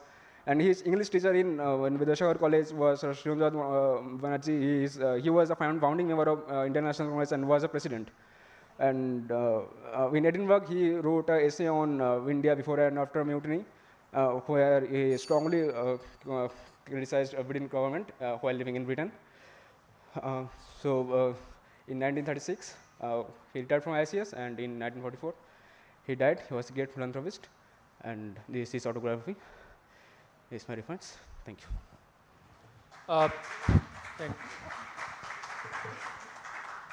Thank you, Soumyadeep Vaidya, for sticking to time. Any question for Soumyadeep? If not, please join me in thanking Soumyadeep again. The last oral presentation is by Dr. Pratibha Kumari. She is from Deshbandhu College, and she is going to talk about Acharya Prafulla Chandra Ray, originator of modern research in chemical science.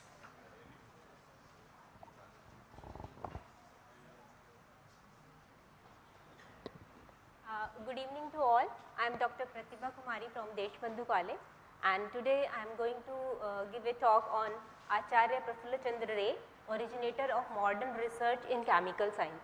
As we all aware of his work, that he worked tremendously in the field of chemistry. Excuse me. Oh yeah. Okay, and it is well known that P.C. Ray is known as the father of Indian chemistry. We all know that he is a well-known Indian scientist, and he is one of the first modern Indian chemical researcher. because whatever we are doing here in research, and originally that was started with the PC Ray, and he was the person who linked research with the industry. Okay, we are doing just the research at laboratory scale, but he linked that research with the industry. As we know, he got the international attention after his discovery of a stable compound, mercurius nitride, in 1896. Here's the pointer. Okay, and he started the first pharmaceutical company in India in 1901, which is Bengal Chemical and Pharmaceutical Works Limited. So he was the person who first started this initiative, and he took the laboratory scale research to the industrial level for the mankind.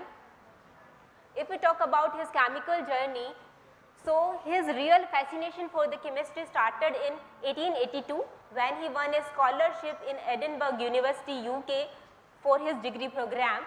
He was introduced to chemical research by Alexander Crum Brown. He was a notable chemist at that time. So he motivated PC Ray towards the chemistry, and then he gained his degree there in 1885. After that he remained there, he continued his research, and then he completed his DSc in 1887, and also he won a Hope Prize for his thesis, and his topic of his thesis was conjugated sulfate of the copper magnesium group, a study of isomorphous mixture and molecular combination. He got a lot of appreciation from his supervisor and from his examiners. Then after coming back to India in 1889, he started his career as junior professor in Presidency College, Calcutta, and after serving there for 27 years, he did a lot of research, and then finally he moved to College of Science of Calcutta University in 1916, and then he continued work there. Now, PC Ray was a synthetic chemist. He worked mainly in inorganic chemistry. He also worked on organic chemistry, and he also did physical chemistry because he studied different physical parameters to study the properties of the molecules. See, so he really worked in all the branches of the chemistry. Now, the main areas of his work were like he has worked on mercurius nitrate and some related compounds. As we all know, and we have discussed that he did the first synthesis of mercurius nitride. And what is so special about this, because in this compound mercury has +1 state, and the mercury in +1 state is not stable. It easily disproportionate to mercury 2 and metallic mercury in solution, and even the nitride ion, it's not a very stable ion, but he combined these unstable ions to make a very stable compound. So he presented a very good example of a stable compound which is prepared by unstable ions. And he described this event in his autobiography as the discovery of mercurius nitride opened a new chapter in my life. So this discovery actually changed his life. He got international recognition, and various researchers were inspired by his work. And even after that, many researchers started working in the similar field, and he also worked on hyponitride compounds. Okay, how this discovery of this mercurius nitride was carried out? So this was some accidental discovery. Okay, he wanted to prepare actually a water soluble mercurius nitrate salt for the synthesis of calamine. So he reacted nitric acid with mercury. He took the mercury in excess. So after this reaction, he was surprised that he was getting some other compound which is a yellow crystalline compound. Okay, then he published his work in the Journal of Asiatic Society of Bengal, and his work was immediately noticed by Nature. Then this work led to further research in the similar area, and the people were interested to find out the chemistry, what are the coordination mode of these type of compound, because we have ligand and the metal. So what is the coordination mode between them? So there are the three possibilities, like metal can be attached through nitrogen. Another possibility is that the nitrogen, the two oxygen of the nitride may be attaching to the metal center. The third possibility is that one of the oxygen is attached to metal. And it was also thought that time that the mercury may be attached to nitrogen of the nitride, because nitrogen is the soft center and the mercury is also the soft cation. But later on Dr. Chakravarti gave the structure where oxygen is attached to mercury, but still the structure is not very clear. He also synthesized numerous type of nitrite compound of alkaline earth metal, and even the double nitrites. He studied the different properties of these compounds. He studied the thermal decomposition, stability, molecular volume, and molecular conductivity. So different studies were carried out. Now the next compound which he did was the ammonium nitrite and alkyl ammonium nitrite. This is another field of his research. So he prepared this ammonium nitrite by reacting ammonium chloride with silver nitrite. He obtained this compound. But at that time it was considered that the ammonium nitrite is not very stable, as Dr. Ayan Datta has mentioned, because this is not a stable compound, and it was considered that it will decompose even at 30 degrees Celsius, because on heating it produces nitrogen gas and water. But he proved through his experiment, he performed a series of experiments to prove that the pure ammonium nitrite is quite stable and it can be sublimed without decomposition even at 60 degrees Celsius. And then the Nature highlighted his work. Okay, so this was his very successful research work. He also worked on organophosphorus sulfur compounds. He prepared different type of thiol compound. He prepared long chain thiol compound. He prepared cyclic thiol compound. Some of the examples are listed here, like he prepared one for diethion, thiocamphor, and this tetrasulfide, even some sulfone compounds he prepared. So he prepared all the new compounds and he made the complexes of these compounds with mercury. He also prepared different coordination compounds with transition metal. He used the sulfides as the ligand, and different heavy transition metal like platinum, iridium and gold was used, and he prepared coordination complexes, and still we are doing different type of coordination compounds. His first work was related to fats and oil. When he returned from UK to India, he started his work on fat and oil, because different adulterants are mixed with fat and oil. So he did various type of chemical reaction to identify them, and his main aim was to set some kind of standard for them. So he worked on this topic for 3 years, and he published his work in Journal of Asiatic Society for Bengal in 1894. He also did the fluorination. He used thallium fluoride as a fluorinating agent. So you can see the iodine was replaced by fluorine. So he did various kind of reaction, and still we are continuing in the same field. So he worked for 40 years and he published more than 150 research papers in different international reputed journals. So it's a kind of inspiration for all of us, that is, in spite of having limited resources, he published so many papers and he did a lot of research work. Thank you so much. Thank you, Dr. Pratibha, for your presentation. Any question? Session is open for question and answer. Okay, if not, please join me in thanking Dr. Pratibha Kumari for her presentation. So let me thank the organizers for giving me this responsibility to come and chair this session. We had 2 wonderful plenary lectures and 3 lectures by, the young teachers from the colleges. And you have also, got to know the different views of different people when they are looking at one common person, Acharya Prafulla Chandra Ray. So thank you very much.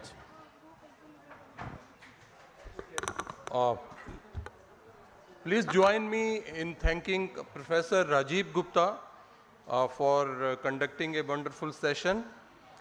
And here there is a token of appreciation for you also. Please, on behalf of organizer, of course.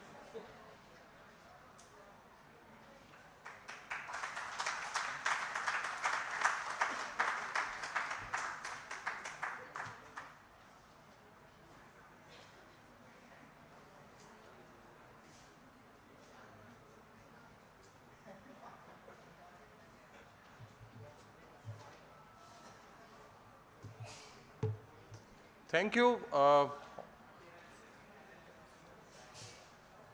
Any announcement? Any further announcement? Rajiv, is there any announcement you want to make? Any further announcement? Schedule पे क्या है?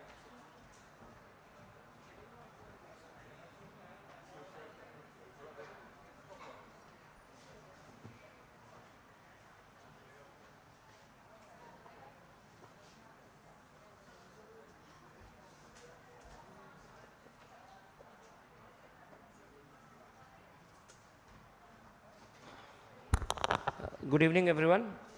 I think we will around 7 o'clock we are starting with our cultural event, and in the meanwhile we have a break and a networking session, so it's a free time that you can utilize to talk and interact.